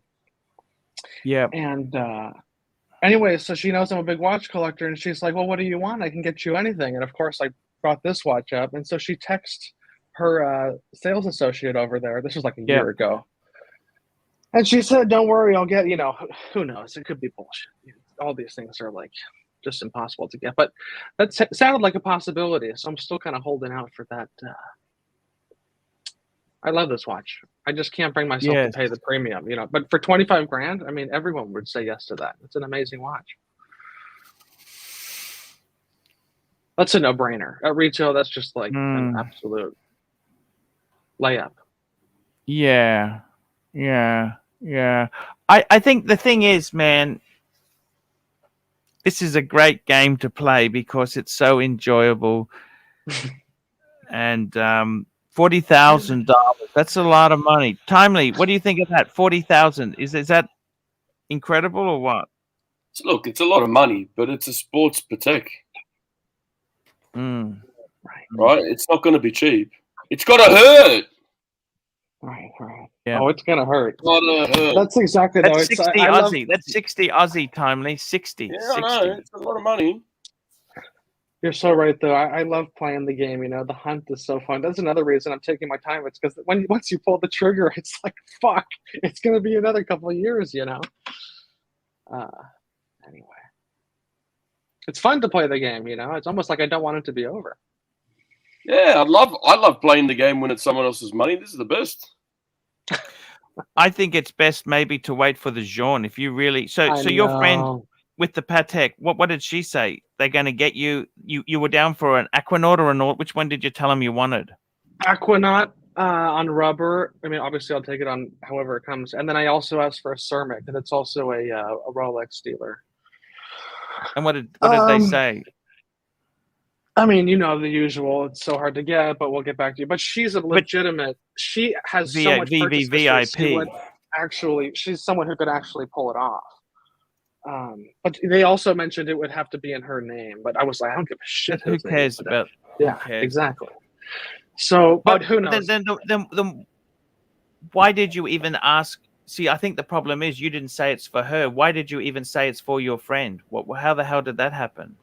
Well, it's a men's watch, so I think they asked her, are you sure you want this one? Because there's a bunch of women's Aquanauts, Red flag.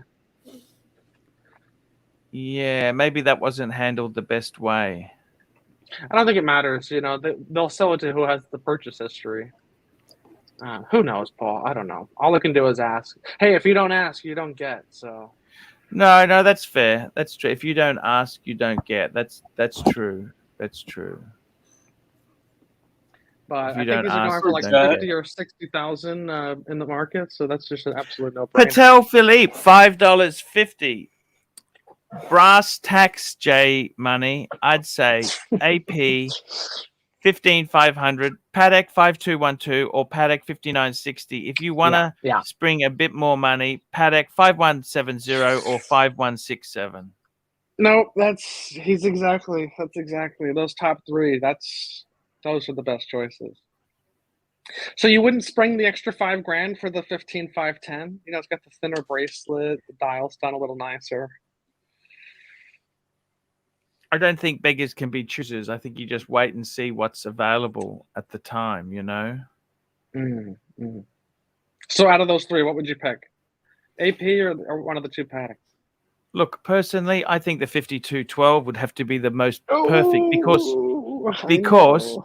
the 15500 I think is a bit too delicate. Okay, I think the Really? 5212 is you. That with that caramel strap, it's casual but formal. It's fucking perfect. That is you, but you can't see the wood for the trees. You I'm understand with what you I'm on that. saying? I'm with the 5212. I'm with you on that.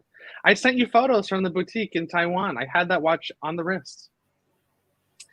They had that, the 5172, and the 5226. I think it is. Lewis, why don't you just spend $500,000 Swiss francs and buy one of these instead? Right. I don't know.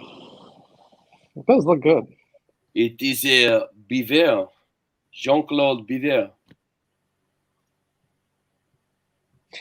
We'll see where that goes. It's like a Ferrier, you know. He's like almost like setting up for his son to take over.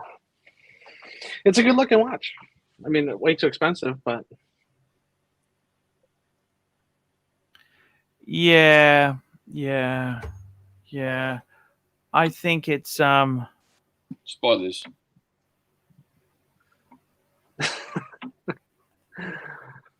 Seriously.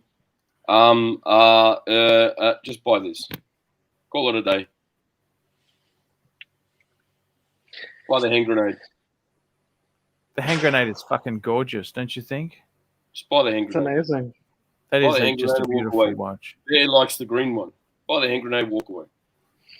Green or the blue, they're both. That's big money, though. I think those are like 80 grand.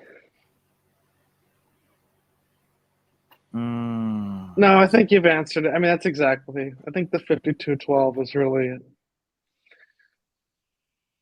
That's the choice. That's the $40,000 choice. We have finally come full circle back to the 5212. Fuck me dead. We started on that one.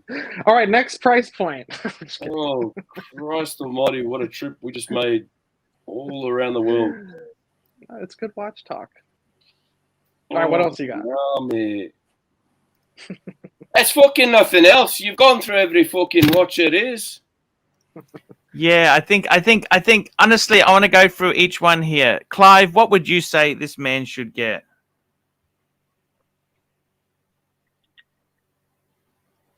He's muted. I'm at this point. I'm beyond caring. You're beyond caring. Thank you. Yeah, I get what you're saying, Clive. Super chat. Even if the perfect, he's so stuck in analysis paralysis. Even like if he's sitting there at 1 o'clock in the morning thinking what he's going to get and watches the news, it could be the most perfect one ever announced, and he would still take so long to decide that he'd be the last on the list. Got you. Yeah. I will take your advice. If I see something I like tomorrow, I'll go ahead and send a text over. If he sees something he likes tomorrow, he'll flick it to us. We'll come on here, talk about it. He'll procrastinate for the next 8 to 12 months, and then all of a sudden, old mate will call him for the watch that he wanted. And he'd buy that instead. Yeah. We've got Patek Philippe, $5.50. Art should play the J clip. The J should play J Money, the clip I sent you on WhatsApp from this morning. Let me have a look. Have a look at this clip here. Oh yes, that one there. That was the interview. Yes. Knock. How are you, mate? Hey Archie, you know the baby cow clip? Yes. Was that your home movies? Ha ha ha ha. I wish it was, Livers. I wish it was. I tend to agree. Timely, what do you reckon he should go for? Just buy this and call it a day, honestly. 10 seems pretty happy with it. Just buy it. Good choice. Don't worry about the Laureate, fucking whatever it is. Just buy this. Don't worry, Micro. Honestly, buy a Patek and call it a day. No one can ever say, oh, you made the wrong choice. It's a Patek. You mean the Orient Ferrier? Yeah, that one. The Orient. The Orient Ferrier. Yes. Well, Tommy, can I just Anthony make a comment? Napoli. Sorry. Hang on, I'm going to Knox. mention plastic. He apologises for his behaviour the other day. He's had a lot of stress. His wife kicked him out because he wouldn't stop drinking. His wife found him in a room talking to a microphone, but there was no live stream. She kicked him out, threw all his masks, all 36 masks out on the street. So I feel for your plastic. Hope your wife takes you back. So that's why he went rogue the other day, banned bear. His wife had kicked him out. Ooh. Those masks. Yeah, she threw 36 masks out. Look, he's lost it. Plastic. Look, I feel for you. Get back with your family. Stop drinking. Say no to alcohol. I'm surprised you didn't know this. Thank you. Archie. Archie, No. you didn't know this, did you? No. So you apologise. No problems. Thank you. Hey. Hey, boys. What's happening? Hey, JJ? JJ, how are you, man? I got a phone call, Arch. They said to come and help Kelsowitz. I don't know what you guys are doing over there. What are you doing Yeah, to Kelsowitz over here? He's know what we're so stuck. The guy, as Clive has said, he's analyzing everything. $40,000 Now, JJ, you've owned a number of. You had the 5960. You had a 5172. You've had such What do you think this man should get? Oh, shit. Here we go again, round in circles again. Watch. Fuck. 5212 is really nice. Depends what's in his collection already. I mean, I don't know. I love it. So We right now I started got at the bat. 52. I got the Batman. I got an Explorer 1 39 mil, and the Glasuta CQ. It's a 3-piece meal deal, and a slow mover. I've been collecting over 10 years. All right. So I'm looking for something in the 40K range that's an everyday wearer, that's not too dressy. But he's not looking for now. He's looking in within the next 10 years. Well, you already got a GMT and a diver. You got a 3-hander. So a chronograph would be nice, but 40K, I don't think is going to get you there. I would say 5170 maybe, but that's probably what, like 55, 60? He loves the same watch Yeah. you love, JJ. He loves that AP, the special Sky Wheel. Star Wheel. Star Wheel. Star yeah. Wheel. Sorry, Star Wheel. Well, Star that's Wheel. this is what we discussed. It's like, do you just hold off on the 40K and just push it up to 60? Because then you're looking at the Star Wheel, you're looking at the 5172, like you had. Right, you really open up the gamut of options there. But in the 40 range, you could definitely get this 5212 here, high 40s. Right. I think that's what we were talking about. That's kind of what we narrowed it down to. To be honest, if in the 40K range, this is the only Patek I would buy. What about the 5960? We discussed that. I don't know. It's kind of always been the oddball. Yes, that's exactly. I don't know. Tough to say. I mean, I had it. It was okay. I just didn't feel like it was worth the juice. The juice wasn't worth the squeeze. I'd rather have the 5212 at that price point. So if you're looking at 5212, or do you pony up for the AP, the 15500, 40 grand? Well, I think you could get the 15500 for even less than the 5212.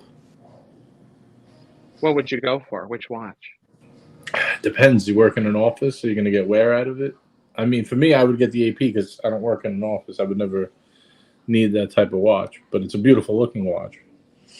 But if I had like an office job or something like that where I could wear it or I could daily it, I would definitely consider it more. The AP is a bit of a scratch magnet, but you have some other watches, so. Right. I love this watch. No, is this the P, right? This is the platinum one with the diamond indices. This is a gorgeous watch. Yep. So what's going to happen? I've consulted my crystal ball and my tarot cards. We're going to go through a few models just like this, and then go back to the 5212. Just putting it out there. What do you reckon, Kessler? I was also saying, JJ, I think the perfect watch for him would be a Vacheron 1921. What's your opinion on that? Yeah, I like it. JJ? It's I'm thinking. I mean, is your wrist over 7 inches? Because it's kind of a big wearing watch. Yeah, but 7.25. But they make it in 36 or something as well, don't they? I don't like the proportions of it. I don't know. Something about that watch is off for me. I know. I'm with you. At that size, especially. I mean, I'd rather spend less than get an overseas. That's what I said. That's what I told the guys. I told them if I'm going faster around, I'll go overseas. I said the same thing. Yeah, it's such a versatile watch with the rubber straps. You can have a lot of fun with it. But in our defense, you did say a lot. So it's a good defense. when you say everything, right? I mean, there's not much.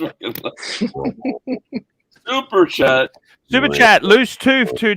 VC Cornge de Vache in steel. That's the.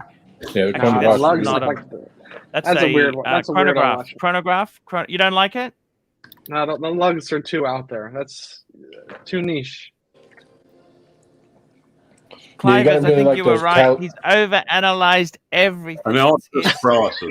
Okay, now, mate. Yeah. I think you just want something a little more sporty. That's exactly. VC Clement badge. What? That's beautiful. That's a triple date. Yeah. That is one of the most beautiful. Those are well priced too. He doesn't They like are. the lugs. Yeah. Right? Teardrop lugs. What's not to like? Yeah, they're not as aggressive as the Corn de Vache. Buy this fucking thing and call it a day, okay? You're not happy with anything I think else? Marco's selling it. I think Yes, Marco's part selling it. LUC. Guess your part LUC. Just buy this and be done. I think Marco's selling his Laurent Ferrier. See? You can get one. I know. What's I he talked to buying Marco next? about What's it. he buying next, JJ? He's considering an MBNF. Fuck! Ooh. Why? He loves them. Holy shit. I guess he sold That's a lot of big watches money. this year. I don't know. My God. Yeah, he's Paul, always JJ, yeah. JJ, this annual what's calendar here. Oh, sorry. Go ahead. JJ, what's the go with yourself there? You were selling a few things off. Anything? You got a big one coming in, you said. Yeah, I'm still waiting. It's going to be about a month or so. I would imagine. Okay. Super chat. JJ, you doing a show today? Are you doing a live stream after our one today? Yeah, I got one set up. Well, I figured you were going until 9:30, so I set it up for 9:15. Yep. Yeah, that's in. We've got an hour to go. Is that right? Yeah. I'm going to start mine at 9:15, and then you just send them over when you're done. Yep. Beautiful, Then JJ. I'll send them We always like to support you. And I might do a show at like 2:30 or 2 o'clock, and if we're still going, I'll send them over to you when you do the next show. Hey, no worries, man. Thank you. We appreciate it. So Sunday Fun Day, that's been a legend for a long time. Yeah, it's been a long-running show, Arch. Locking up. And a lot of my Sundays. That is show 118. Is that correct? Yes. Thank you, sir. I got to tell you, analysis paralysis. That's exactly what the problem is. Paralysis. It's like a tick. You know what? I think, to be honest with you, psoriasis. God damn it, he's making me itch. Yeah. I got to tell you, I think, to be honest, Cimarron. Hey, Timely, what would you buy? Timely, what would you if you were this guy here? You've seen all this shit. Well, what would you get? If I was him, I'd be buying nothing because I'd be like weighing everything over and over. So there you go. He says me. I don't procrastinate that much. Shit. If it was me, I'd just get the 5212 if that's what floats his boat and call it a day. Yeah, 5212 is amazing. I'd also say a Vacheron 9021. 21. Yeah, absolutely. Yep, that one or the what was the 5170. Right, they're the three I would get if you're going to get one because he doesn't like anything else. Pull the pin, shoot the lock off the wallet. Pull the pin. But don't buy this thing on the screen. Just get yourself a 15500. That's what you really want. Now, Tan's the man there. He actually said he prefers the 15500 to the 15510. I don't know if you're aware of. Sorry, Ali said this. Yes, he said the same thing. So I haven't owned that particular model, but there's quite a lot of people have said the same thing. They do. That's interesting because the bracelet looks much thinner on the 15510. It looks like it'd be more comfortable. Yeah, I tend to agree. 15500 wears big like an offshore almost. Thick bracelet. Right. I prefer the 15400. I see. Yeah, I think the 15300 was the sweet spot, but Yeah. you got to go with what you like yourself there. There's no... As you guys are talking reference numbers, I'm trying to key it in, and you keep changing the fucking thing on me. It's killing me. The only bad part about the 15300 is the non-matching color date wheel, which is not the biggest deal. Yeah, no, I'd go 500 or 510. That's interesting to hear that they prefer the 500 though. No, he wants the 500. What a good deal. I just brought up the 400. See, Okay. the automatic on the bottom is a buzzkill. When you see it without it, it's so much better. The 15510 would have been great if they would have just left the AP up top. I don't know why they had to get rid of that. So why aren't you getting a shop pack? There you go. I know, right? Shop pack.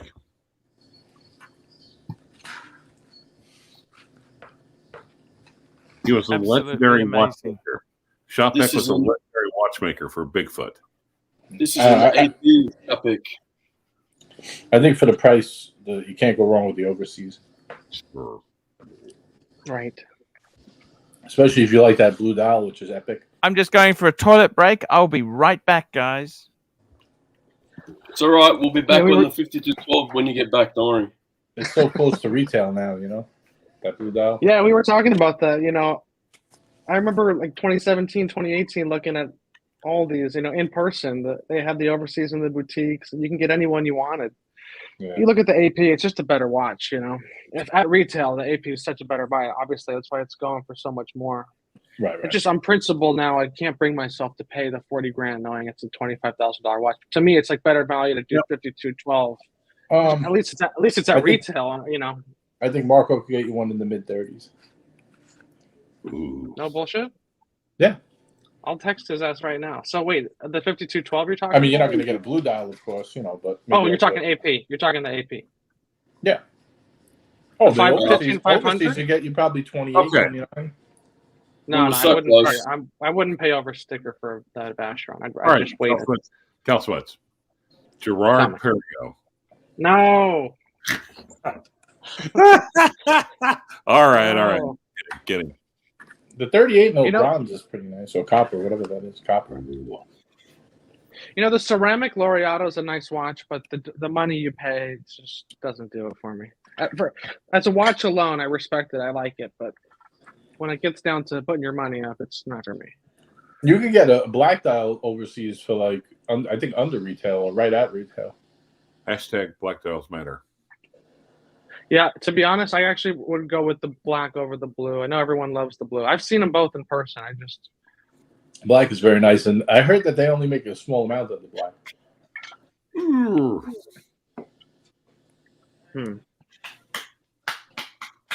So what are we decided on? What are we buying? Are we buying?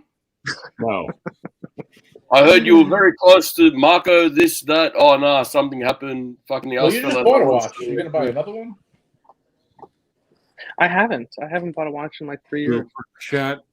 No, Yeah, I thought yeah. you mentioned that the 5212 you could get for mid-30s. That would have been exciting. No, that's probably probably high 40s, mid 40s, high 40s. I see them like low 40s on we're talking super Yeah, chat. yeah. Who's gonna read Oh, they're that? low 40s? They might be. I mean, I really haven't followed super close to that market. Happy, and then we wait for him to come back from the shitter and you can read them. Yeah, wait for Big Boy. Super good. So I zoned out there for a minute, Kelsowitz. Are we buying anything yet? Or No. Oh, Continue going back to zone out. you know what it's like? It's like days of life. You know how you can come back in like 6 months and nothing's changed? Same spot. It's fun. We're shopping. It's fun. Would you rather have the Star Wheel or a 15500? Oof. Dude, that Stick- Star Wheel's amazing. I told you I tried it on at the boutique. It's an amazing piece. I already brought up the Star Wheel before. Yeah, no, we're good on that. You know, okay, here's my hesitation on the AP. I love the watch, but I'm just scared to scratch the fucking thing, dude. It's like you scratch it, and are you ever going to get that thing polished out? You know, that's where I go back to the 5212. It's like at least you just have the steel case, and So it just seems like a safer wear. You do I a like the plastic overseas. you do a plastic lid, and you go buy some contact for your kids' school books, and you cover the whole thing in it. No more scratches. Yep. Best way. Only cost him, what was it? $200, $400, something like that. Yep. You've had both, JJ. What would you, if you had to pick one, the 15500 or 5212? Archie, read the super chat. Oh yeah, we're stacked up. Here we go. Van Lux. Thank you, Van Lux. $2.80. Toilet break sponsored by Van freaking Lux. Thank you, Van Lux. Boys, recommendation. Patek Philippe, $5.50. Clive's recommendations include the Audemars Piaget Polo, Gerard Perregay No Ratio, and the Riado, and the IWC in manure. Thank you. Not to mention, he also forgot to mention the Fag Horror Money Go. So Kelsowitz, how many you've got? You got the Rolex. He's got 3 watches. Explorer 1. You've got the Batman. I don't think he's even sure what he has. He knows what he has anymore. He's sure, because each time he went to buy one, it took him 10 years to buy it. So he's He's sure. got the Don't blank worry. pane. Blank pane. Batman. No, Is the it Batman? Glashütte. The Glashütte. That's right. Blank cane is what I've got right now behind my right eye, just from listening to this for like an hour and a half. Blank cane.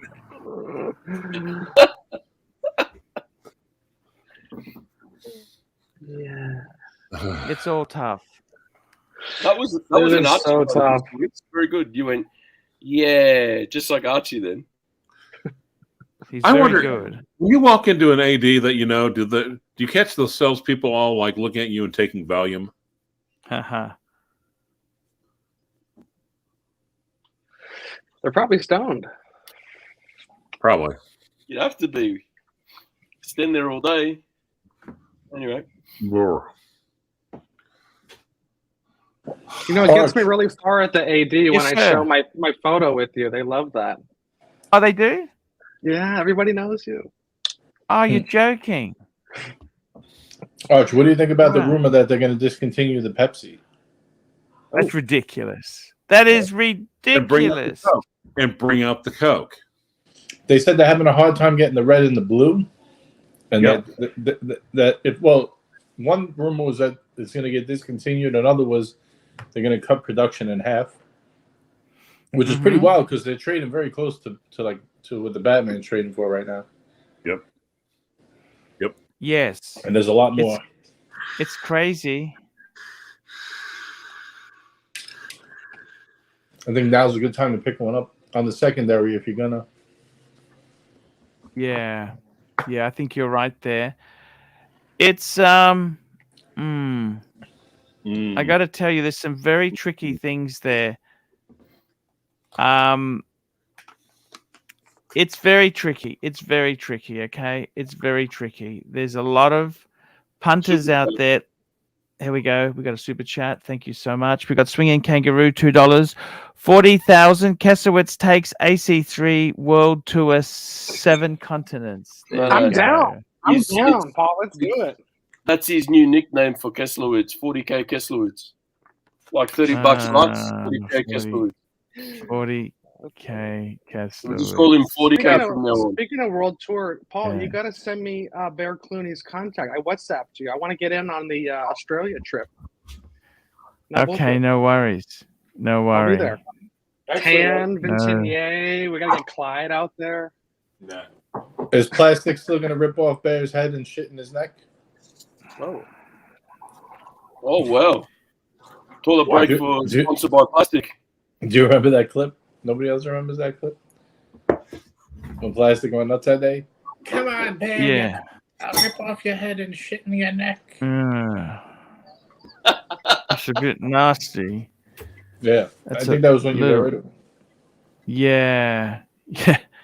Yeah. He kind of went through some bad phases there, didn't he? Yes, he was very upset for a while. Yes. But what can you do, hey? What do you do? What do you do? Tell me this. What can you look like you're in a great mood in that picture up top with the KFC bucket. Yeah, those were the days. There was no calories in that chicken then. Yeah, we should bring that back. Remember the surf and turf? Bang. Cluck big videos. Here we go. Loose tooth. $5. Loose tooth, $5. Let's punt this into the next decade. Save more over the next 10 years and get a 5326G annual calendar travel time. I got to tell you, Kelsowitz. Save the money. Save the money. Kelsowitz. You know what? I think for you, seriously, all of these watches, you've over-analyzed it, right? No. That's what we do. That's what you do. If you're watching, sometimes that's what you do. No, sometimes Archie doesn't overanalyze anything, frankly. All right, get it out. Tell me. Have you ever seen his watch reviews videos? Do you think he even reads the questions before he starts the camera? No. Archie, he locked in like 2 days, man. There's no over-analyzation of anything. Let's be honest. Exactly. Look, you know what? The best thing you've got to go with is things you love. Stick to things that are traditionally your thing. Now, in your wheelhouse, you've always wanted a Patek, always wanted one. Maybe get one. Yeah, that's it. You got the chance. Wait, I thought you bought the watch from Marco. What did I miss? Did I miss something? No, he's not buying it now. He's not. He changed his mind again. Kesslerwitz. They englazed the shit out of this watch, man. You were saying there wasn't enough before. Here, buy this one. That dial, I must admit, I've started to like that kind of the way they've done that textured surface. It's pretty amazing. Yeah. Come on, look, beautiful. The case is awesome. The movement looks great. Everything looks really cool on this. It's got a what is it? Larry the Furrier rotor on it. Rooted rotor. Look. And it's got micro rotor. No, lots of englage. Moon phase. Fucking buy it. No, it's Orient Ferrier. Oh, sorry. Super chat. There we go. Super chat. Where have you been? Here we go. Patek Philippe, $7. Archie overanalyzed his collection once, ended up with 5127 Calatravas and called it a day. Yes, sir. Super chat. Anthony Napoli, $5.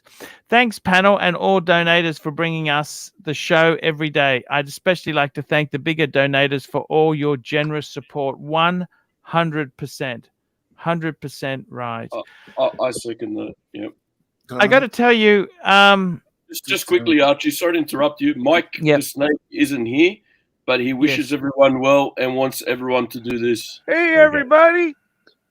It's time to upvote. Woo! Look, I can even do it. Watch. There. It was that easy. All I needed to do is to upvote. That's all you need to do. It doesn't even take a wiggle of your finger or even just a wiggle of one of my teeth here to upvote. Just do it.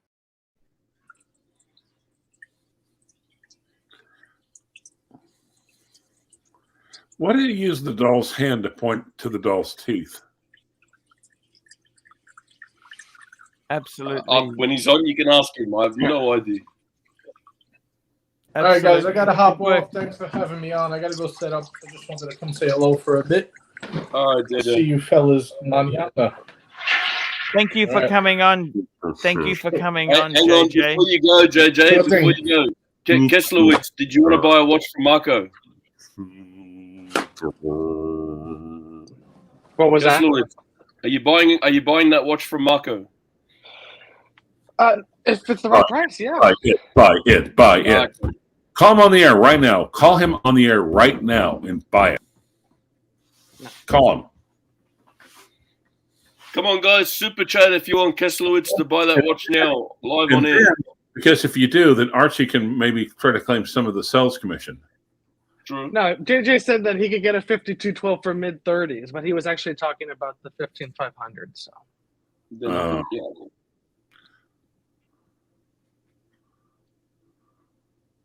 Mid-30s, that was someone else we know that said you could get it at that price. Well, Hey, Archie, I need. Yes, sir. It's toilet break sponsored by Timely now. I'm off for a quick toilet break. Oh no, that's okay. You go for a toilet break. No problems at all there. Please. Here you go. Super chat. Please. Super chat. Patek Philippe, $7. Fun fact about the dial on the 5326 and the 5226. It was designed by Terry Stone in conjunction with his children to help pave the way for modern. Interesting. Wow. There we go. That's an interesting side. We got Roland Travel Channel, 40 Thai baht. Buy the watch from Bobby Google now. Yeah, I don't know if we want to put pressure on him, but I don't know if that's really fair to do that. I don't know if that's really fair. Bobby Google with his googling lies. GB, $2. What model Corolla did Rancher get? It was he had the 6-speed manual, and it was an Ascent, wasn't it? Corolla Ascent? No, it was just a 6-speed manual, but I do not have that anymore. What, you sold the Corolla? I bought another Corolla. What year is your... What? A 2022 Corolla. Oh, you're joking. What made you sell the Corolla? The other Corolla drives itself now.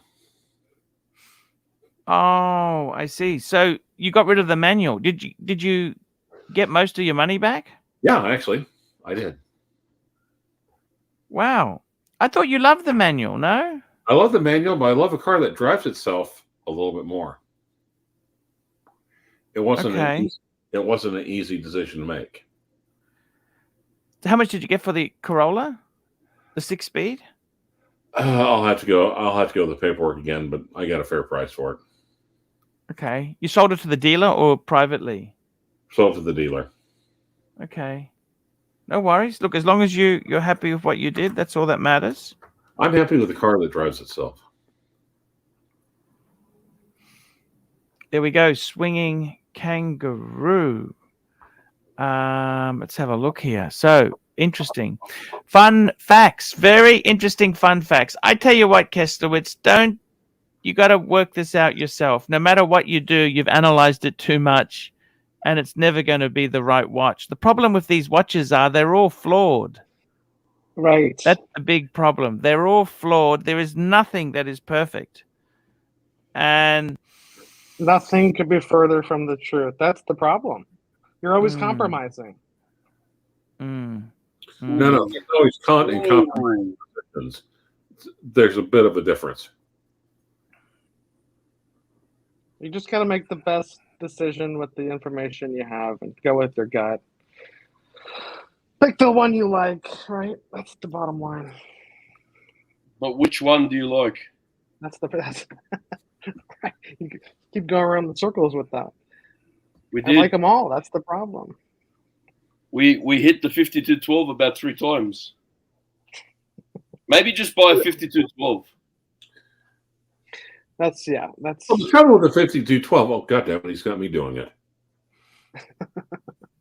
The problem with the 5212, go on. No, that was the joke, because he's nitpicking at every little thing.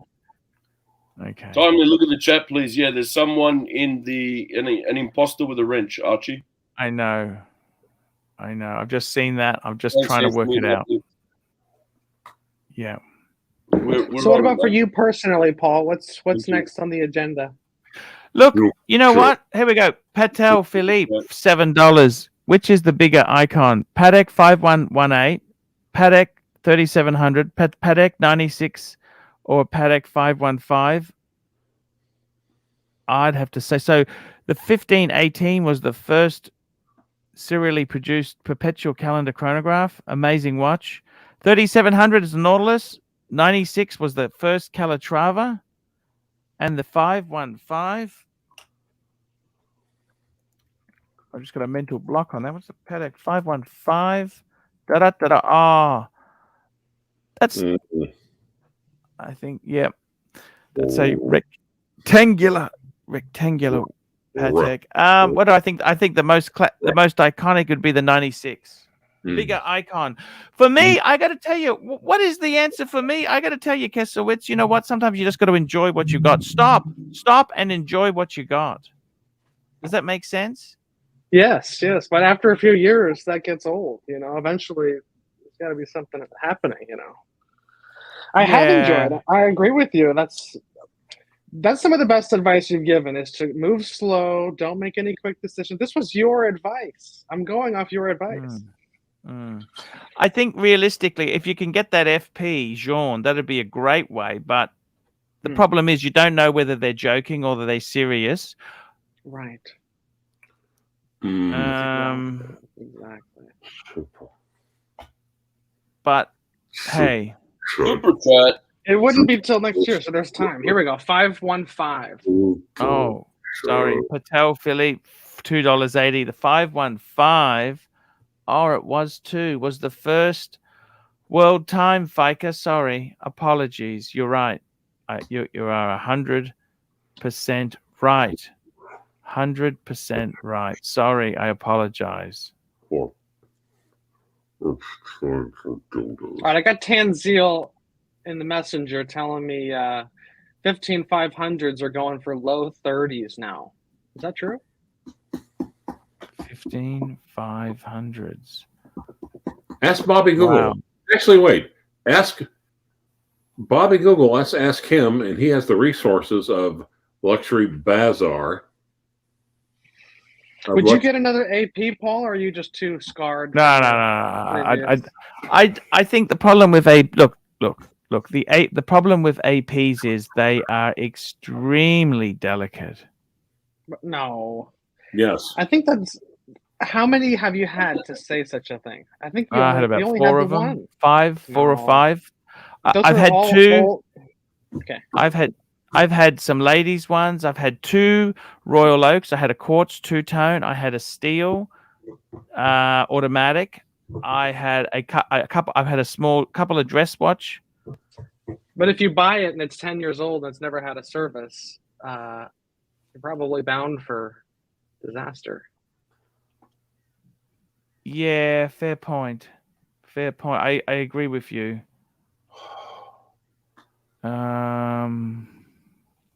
So that's your hesitation that they're delicate? No, look. I've done that. What I found with them is that they're actually quite flawed in a number of ways. Okay, so with AP, they actually used a lot of ultra thin movements, and I think the ultra thin movements are really asking for trouble. Okay, right. Those ultra thin movements, they are too problematic. Okay, they're problematic. Now, the thing is, I would say to you that you're really in a better way to actually go would be to they use these ultra thin movements even in the AP. Well, you're talking about ultra thin movements. Even the Pateks.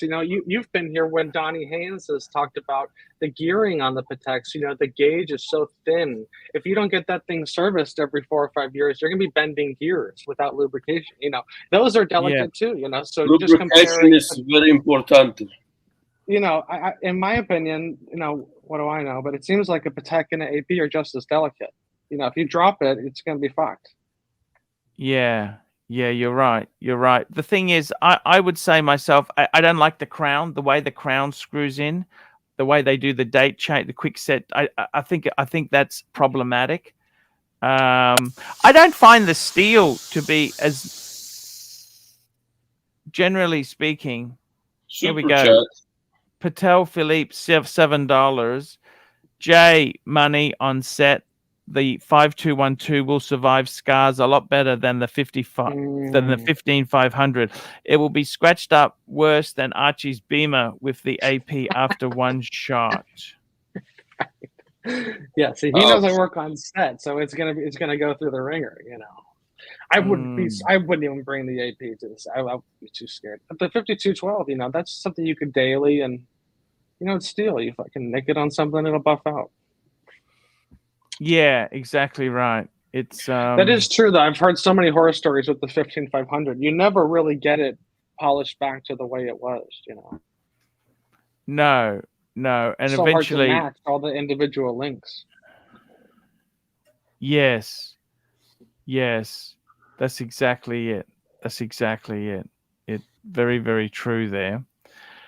I got to be honest with you. You really should be, I think in your case there, you've just got to say, what do you really like? You've said it already, right? 5212. Yeah. That's a beautiful watch. The thing is, you got a few bullshit contacts. That lady, can she get you one or not? Do you want to get? Would you get that from Patek, or are you going to buy? What's the go with that? I actually haven't mentioned that watch to her. I've only talked to her about the Aquanaut. Here we go. Vincent George, $5. Hey, gents, thoughts on Dawn Bloof? Cool watchmaking or waste of money? Thanks. That's a German watchmaker. I think the problem is that there's so many of these special brands there. I know someone who had a Dawn Bloof. They're actually quite nicely done. The resale value. Look, I'm in Brisbane, for fuck's sake. I'm in Brisbane. The problem is that it's very hard to get out of that. You're in Hollywood. You can. It's a much bigger market than Brisbane. Okay, so. Thoughts on Blonde? Have you seen anyone know Blonde? Clive, you'd be someone who'd know that brand, don't you? Dawn Bloof, no, I've heard of it. I've admired it. I've just never seen it in person. Okay. It's yeah. So there you go. That sort of answers that question there.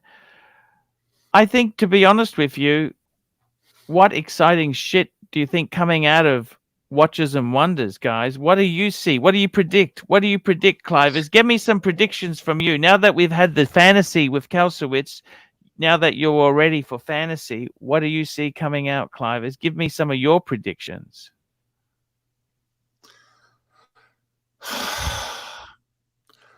I think Rolex is going to release watches that we're not going to be able to get.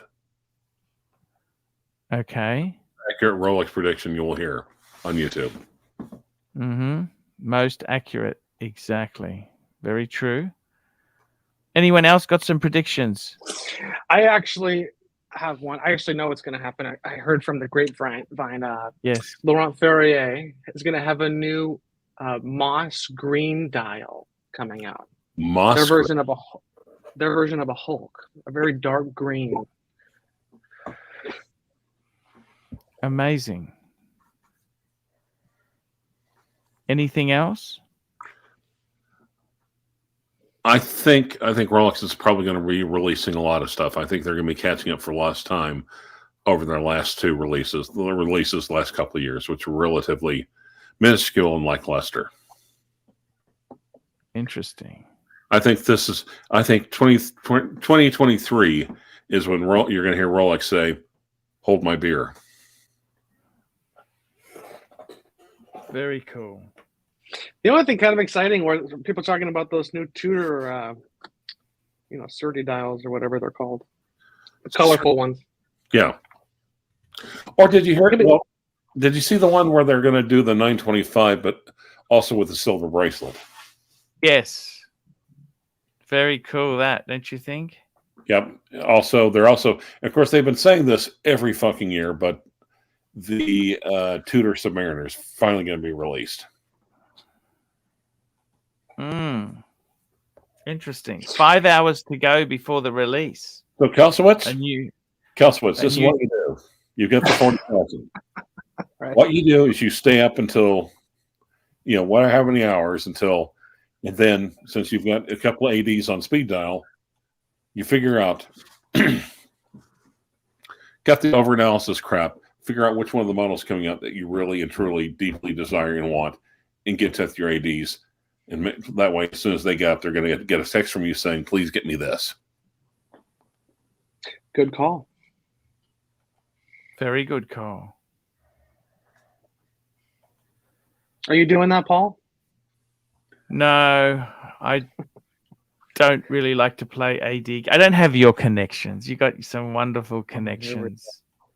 And what's nice, connections. I've also found out a lot of times with the ADs around here, even the really popular ones, they'll have like one or two of even the super popular, well, Tudor models. They'll have it on the same day of release.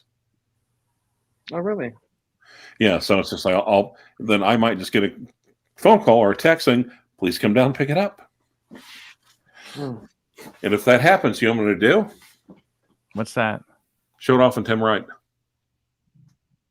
Why would you do that? We thought we were your friends. Just kidding. I'm going to bring it here. Thank you. Thank you. Thank you. Thank you. Thank you. That's what we like to hear. Super chat, $14. Archie, pick one of these brands that you predict Archie in 2025 will decide to recommend after you decide to finally read some watch news or articles. Gronfield, Lang and Hain, and Peterman Didat. Okay, you're not going to get Gronfield ever because the first exposure to it was through Tim Wright, so we might as well just count that off forever. So you're mispronouncing it. It's called Wang and Heine. Okay, got you. And it's all in the pronunciation, right? Now, actually, the dog groomer actually prefers that one. Oh, I see. Yeah. Got you. Wang and Heine. And yeah, so therefore I see you doing Peterman Bidat.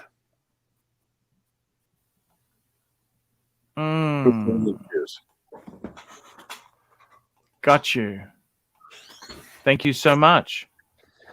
Hey, Paul, recently I was at a dealer, independent watch dealer, and I tried on a new brand. I don't know if you've ever heard of it. It's called the Crayon.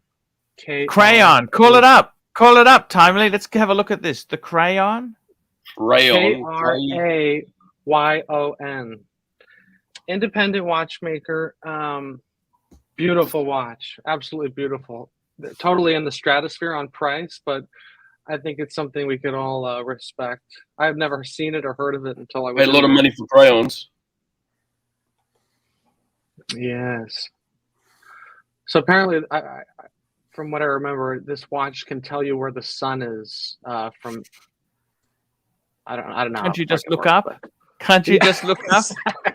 Sorry. Exactly. Completely useless, but there's some sort of cool tech behind it. I just love the way it looks. Calibers. But I don't think a lot of people have heard about him. It's pretty far down the rabbit hole. Have you heard of this? No, I never heard of Crayon. Never heard of it before. Archie, what color crayon you want to look at? I like that one in the middle. That looks nice in the middle, doesn't it? The blue one. Yeah. The blue one with the sundial is the one they're known for. Yeah, that one on the right. That's exactly. Yeah, that's the one. Anywhere. Who makes the nicest tuxedo dial watch? Rolex? Tell me. No, I'm asking. That's a question. There's that black dial Calatrava that looks fantastic. I don't know the reference. Too busy this page, eh? It's very busy, isn't it? Translucent watch.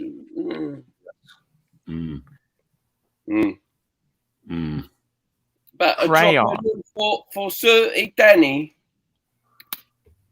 Sir Danny. I'll drop the link for him. No worries. Done.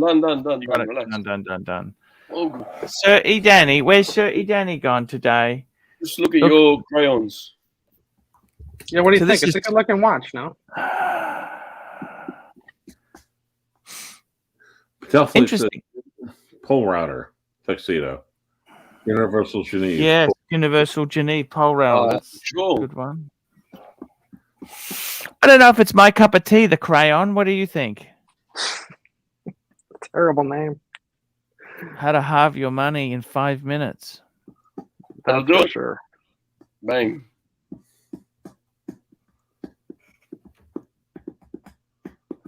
I would rather So, have a look at this So, one. Archie, crayons, would you rather wear them or eat them? ha ha ha ha ha ha. Depends on the Very color. limited production. Very limited production. I think they only make maybe 100 of these a year. I can't remember the exact number, but Okay. very limited. Gelsowitz, did you see the back of my watch? Did you see my reference number? I can't remember. Oh, the Breguet? No. 3137? No. No. The other one with the Geneva waves, the Urban. You'd have to pull it up. We've been looking at too many things.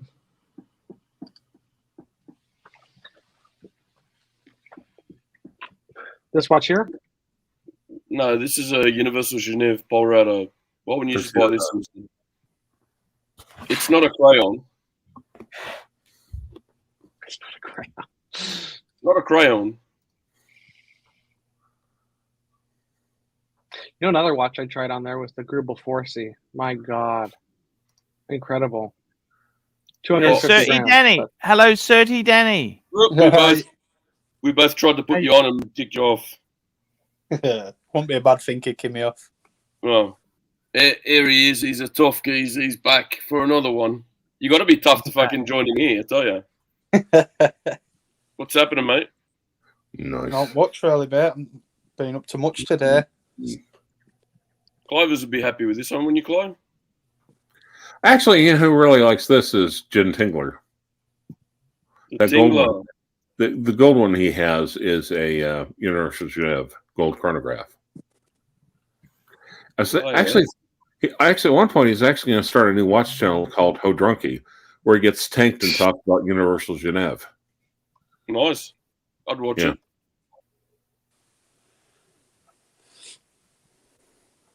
Ooh, he's a different looking one.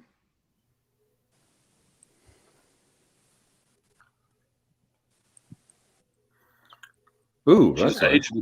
Yeah. Yep. Interesting. Another UG polar outer. Yep. Chocolate dial, brownish dial there. Patek Philippe, $7. Arch, Timely, and Dirty Danny. It's narc impersonation time. Hey, Curly, you fat fuck. Hey,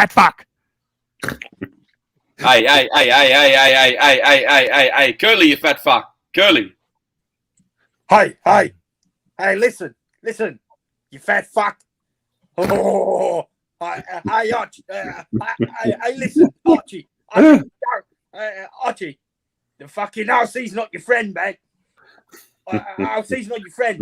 He's a dickhead. And now, what's the point of Mr. GMT, really? What's the point? Hey. Hi,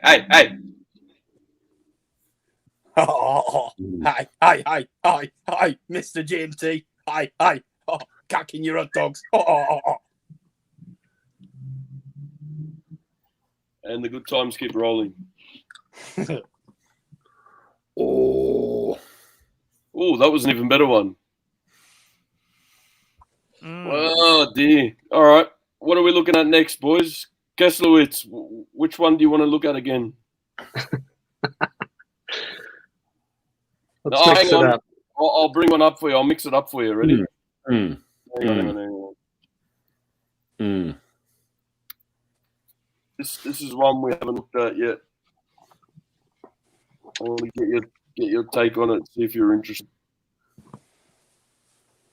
Ready? Mm-hmm. What do you think of this one?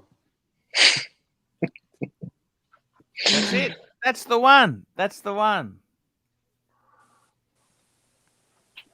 So let me ask you this, Paul. What's the better investment? I know we shouldn't look at it as investment, This but one. 5212 or white gold Daytona on Oyster Flex? Oh, Wow. fuck. If he goes to Daytona after all this, oh, Madonna mia.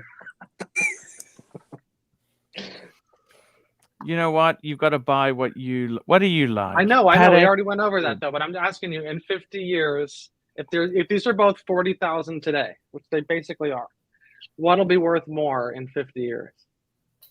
Oh, Will my- it matter my in God. 50 years?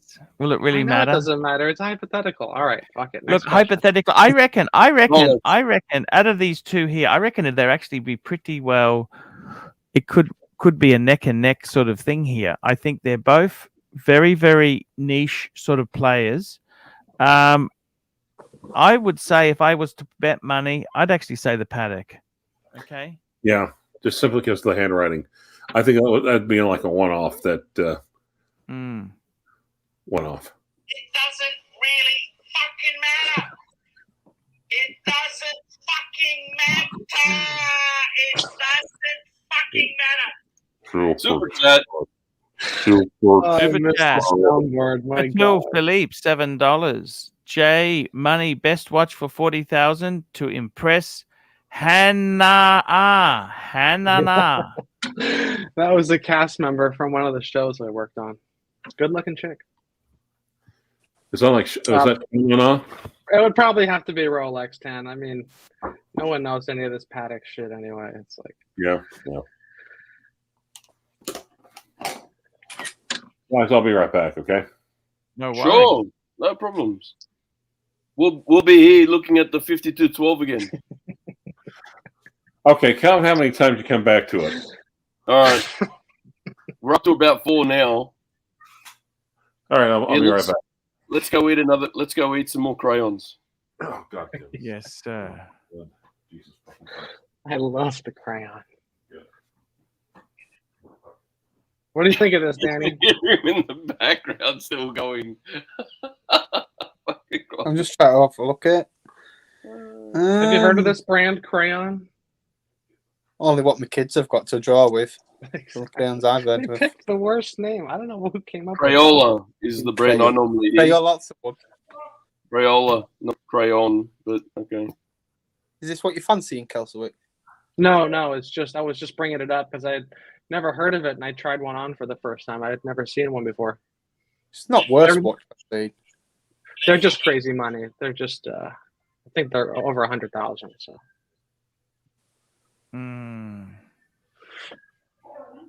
Archie, $100,000. That's Let's- incredible. I'm spitballing. It could be a lot more. I can't remember exactly.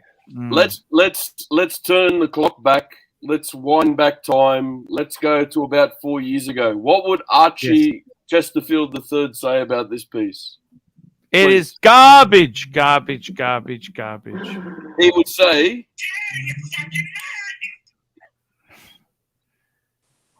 You're fucking mad. That's exactly let's right there. Get out of your fucking mind. Let's be honest. Yeah? Yes, sir. You're right. You are right about that. Crayon. I've seen it all. That's almost as good as the brick, what is it, Lego brick watch, whatever the fuck it was. Brick. Where's Hunting Cat today? What? He's- Sorry, I he's- missed that. Hunting Cat. He's asking where Mike Oh, the Snake Hunting is. Cat, sorry.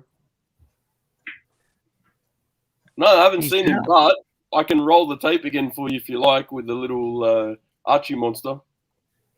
Yes. It's a wiggle with a finger or tooth, man.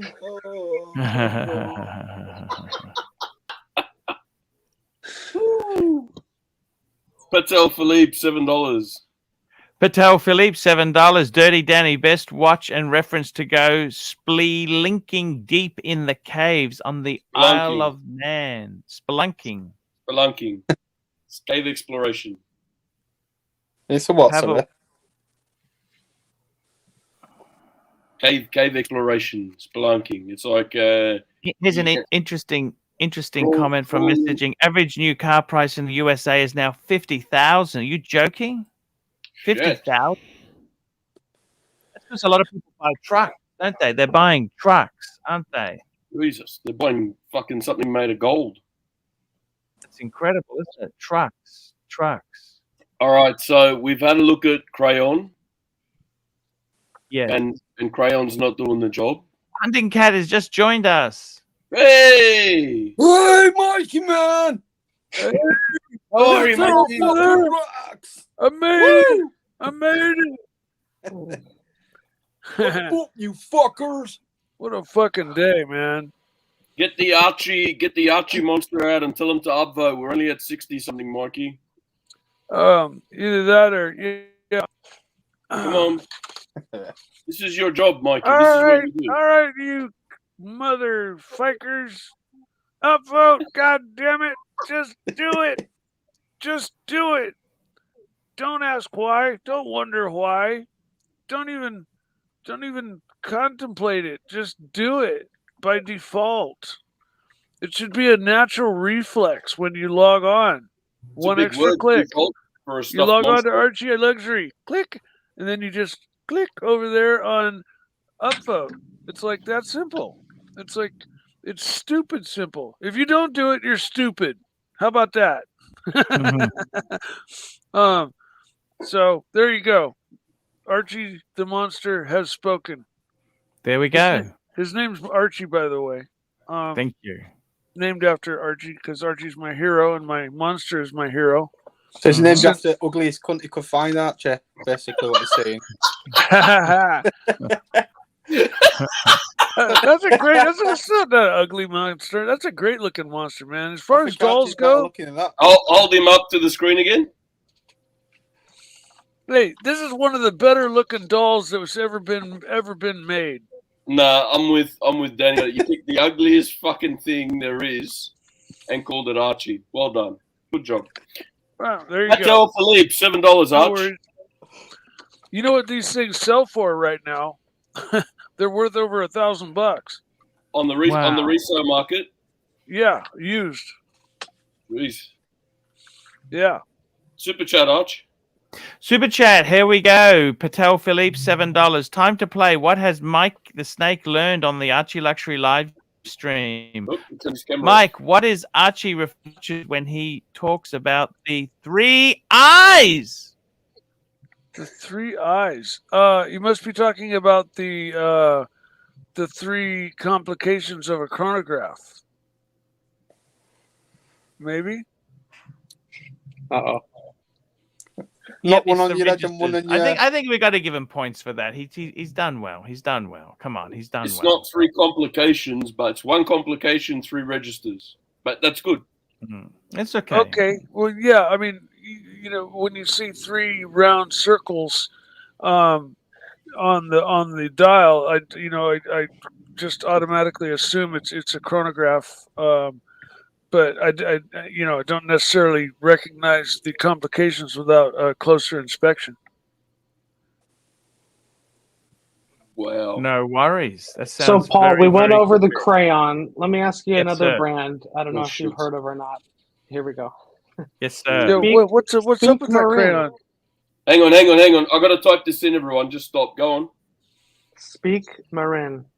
SPEAKE Yes, dash speak. MARIN. They're independent, small maker. People say it has potential. They came out with a sport watch that's kind of got an AP. It's already got more potential than crayon just by its name. Holy shit! What the? Well, fuck it's a completely different price bracket. The crayons are insane money. These Why? are Why handmade. is it? Why does it look like it's got a like the what do you call it? The ace of spades for a fucking hour hand. Yeah, what do you think of that? It's kind of unique, isn't it? Are they based out of Marin? No, possibly Swiss made. Oh, Swiss made. Okay. Huh. Interesting squarish case. Oh, very, very, very AP looking. So, Paul, these are around 20 grand. Yes. I think you're best to stay the fuck away from them. Okay, let's be honest. I knew you were going to stay the fuck away. Look, seriously. Have you heard of them? Oh shit! I have actually. I have heard of them. I have heard They're of them. a little But more well known than crayon. These look interesting. Yeah. If you fucking Ben 10. For a skeleton, they're starting to get some momentum. For a skeleton, these are So, kind of hang on a interesting. minute. So you were giving one of those $1 million watches shit about its lugs, and yet you bring us here. Oh, Yeah, you're talking about these lugs are not what I would call graceful or that sexy. They're trying something new, though. You know, you got to be Yeah. different. Definitely different look. Does this speak Marin as well? Yeah. Hey, give him credit for trying to think outside the box a little bit, and inside the box here. You know, Oh, a box have fallen out of it, Micah. This isn't too bad. I mean, look at it. It's got a lot of magenta-esque qualities. It's got a oyster bracelet in essence. It's got a Longines style dial. See, the dial this is called the Ripples. The model is called Ripples. Ripples Yeah, of water. but You know? A Longines style dial. Yeah, Longines used to make an old gold style dial that looked just like this. Yeah, I prefer this one to that fucking Ben 10. Vintage Longines. And then look at the back. The back has some nice. What are they called? The lines. Mikey, you gotta put batteries in your smoke alarm. Yeah, no, it's my low Mikey, your sugar dinner's alarm ready. going Your off. microwave's going off. It's my low sugar alarm. Have You put it back in for 2 minutes. Have you noticed that alarm goes off every time you come on? Yes. It goes off because I'm constantly keeping my sugar low, which is good. Mike, is it your tag? Is it your tag? Have you been out after time? I haven't eaten today, and I've been running around all fucking day, so that's why my sugar's really low. Yeah. But hey, better my sugar on the lower end of things, and it's not that low, than on the high end of things where it's doing damage to me. You know, if it were right now, it's 69.70. Okay, that's fine. Normal sugar levels is between 60 and 140. Okay, that's you and everybody else that doesn't have diabetes. So Mango was originally might be fine. I'll gobble down a little bit of sugar here in a few minutes. I'll be fine. Now, their take on a skeleton, I kind of like. It's Mike, you different. have some sugar first, and then come back and look at it again, okay? Yeah, my outlook might be different.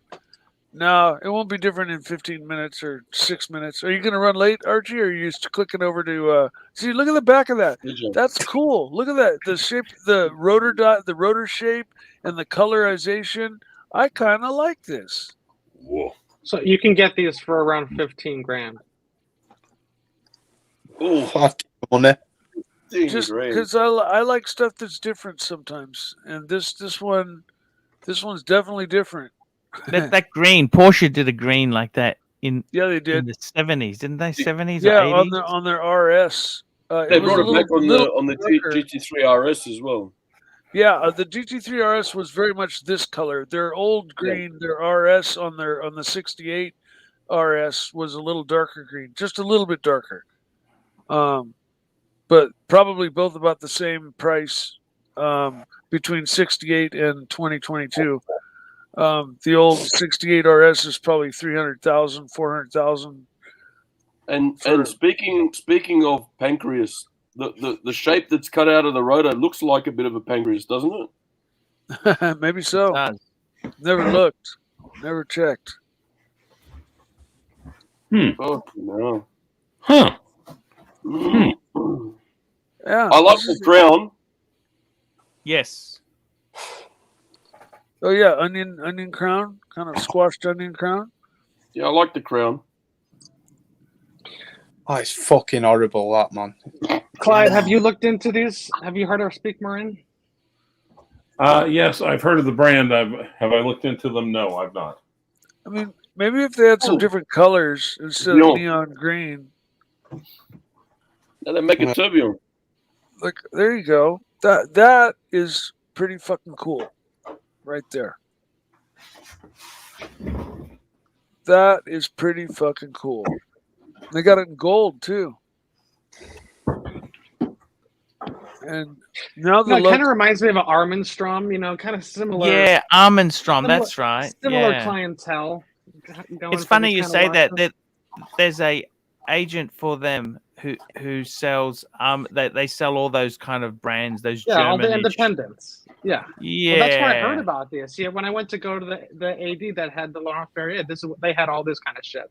That's why I found out about this, because all these niche brands, I'm like, well, I've never even heard of these. You'd but have they to make be nuts to put spectacular. your money into that. You'd have to be nuts. Well, wouldn't yeah, you? this is terrible value retention. If you're buying this, you're loaded. I mean, you're not even thinking about the money.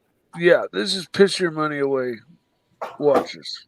But you know, the people buying them are true watch people. You know, this Exactly. isn't hype daddy. This isn't fucking. This is the thing. We go back to what I was saying very early in the show, and it comes down to, you know, before the quartz crisis, everyone was making mechanical watches happy days. Then the quartz crisis happened, and now we started making them again.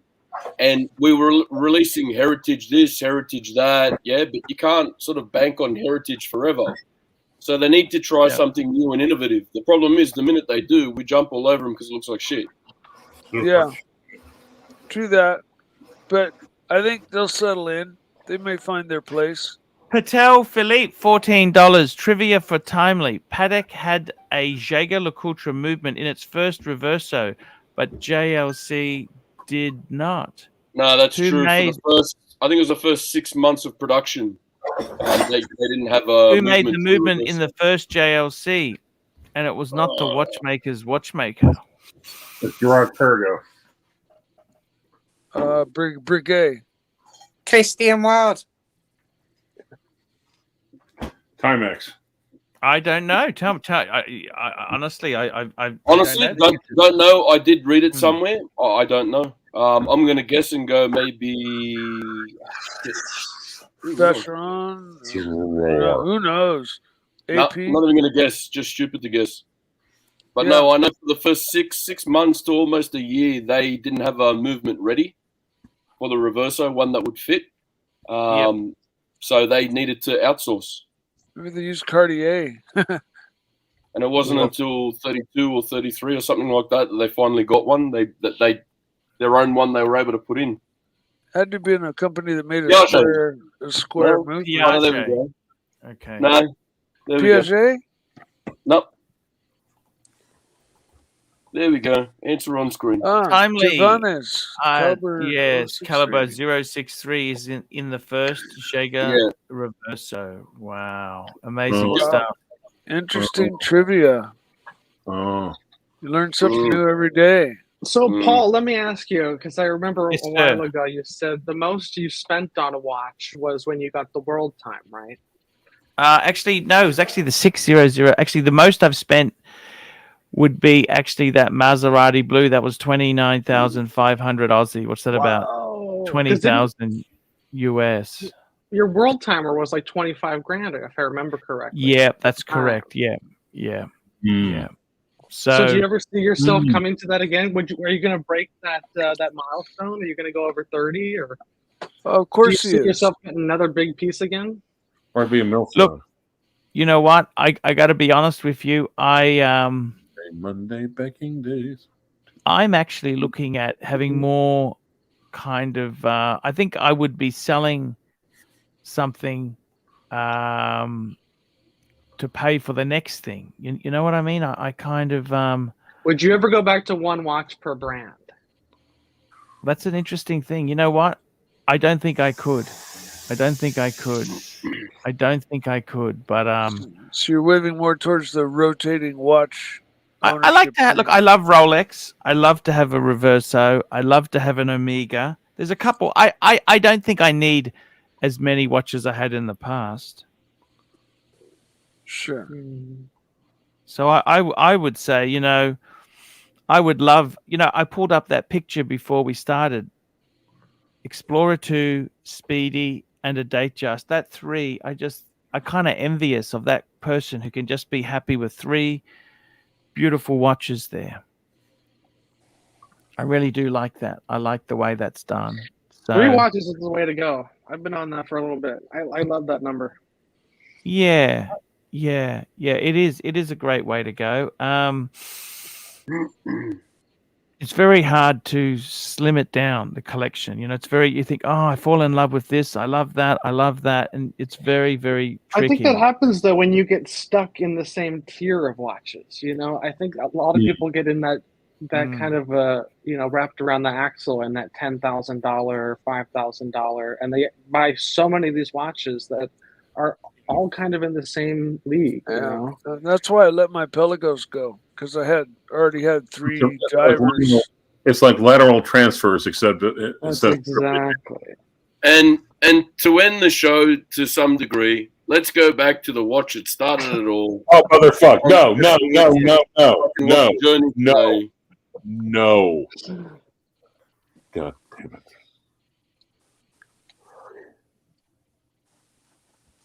Or do you just say fuck it all, Paul, and just go with the platinum date? 60 grand.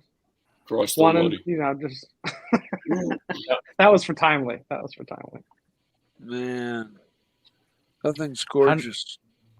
Can I? Platinum. Beautiful watch. Beautiful. Yes, Clivers. No. Steal.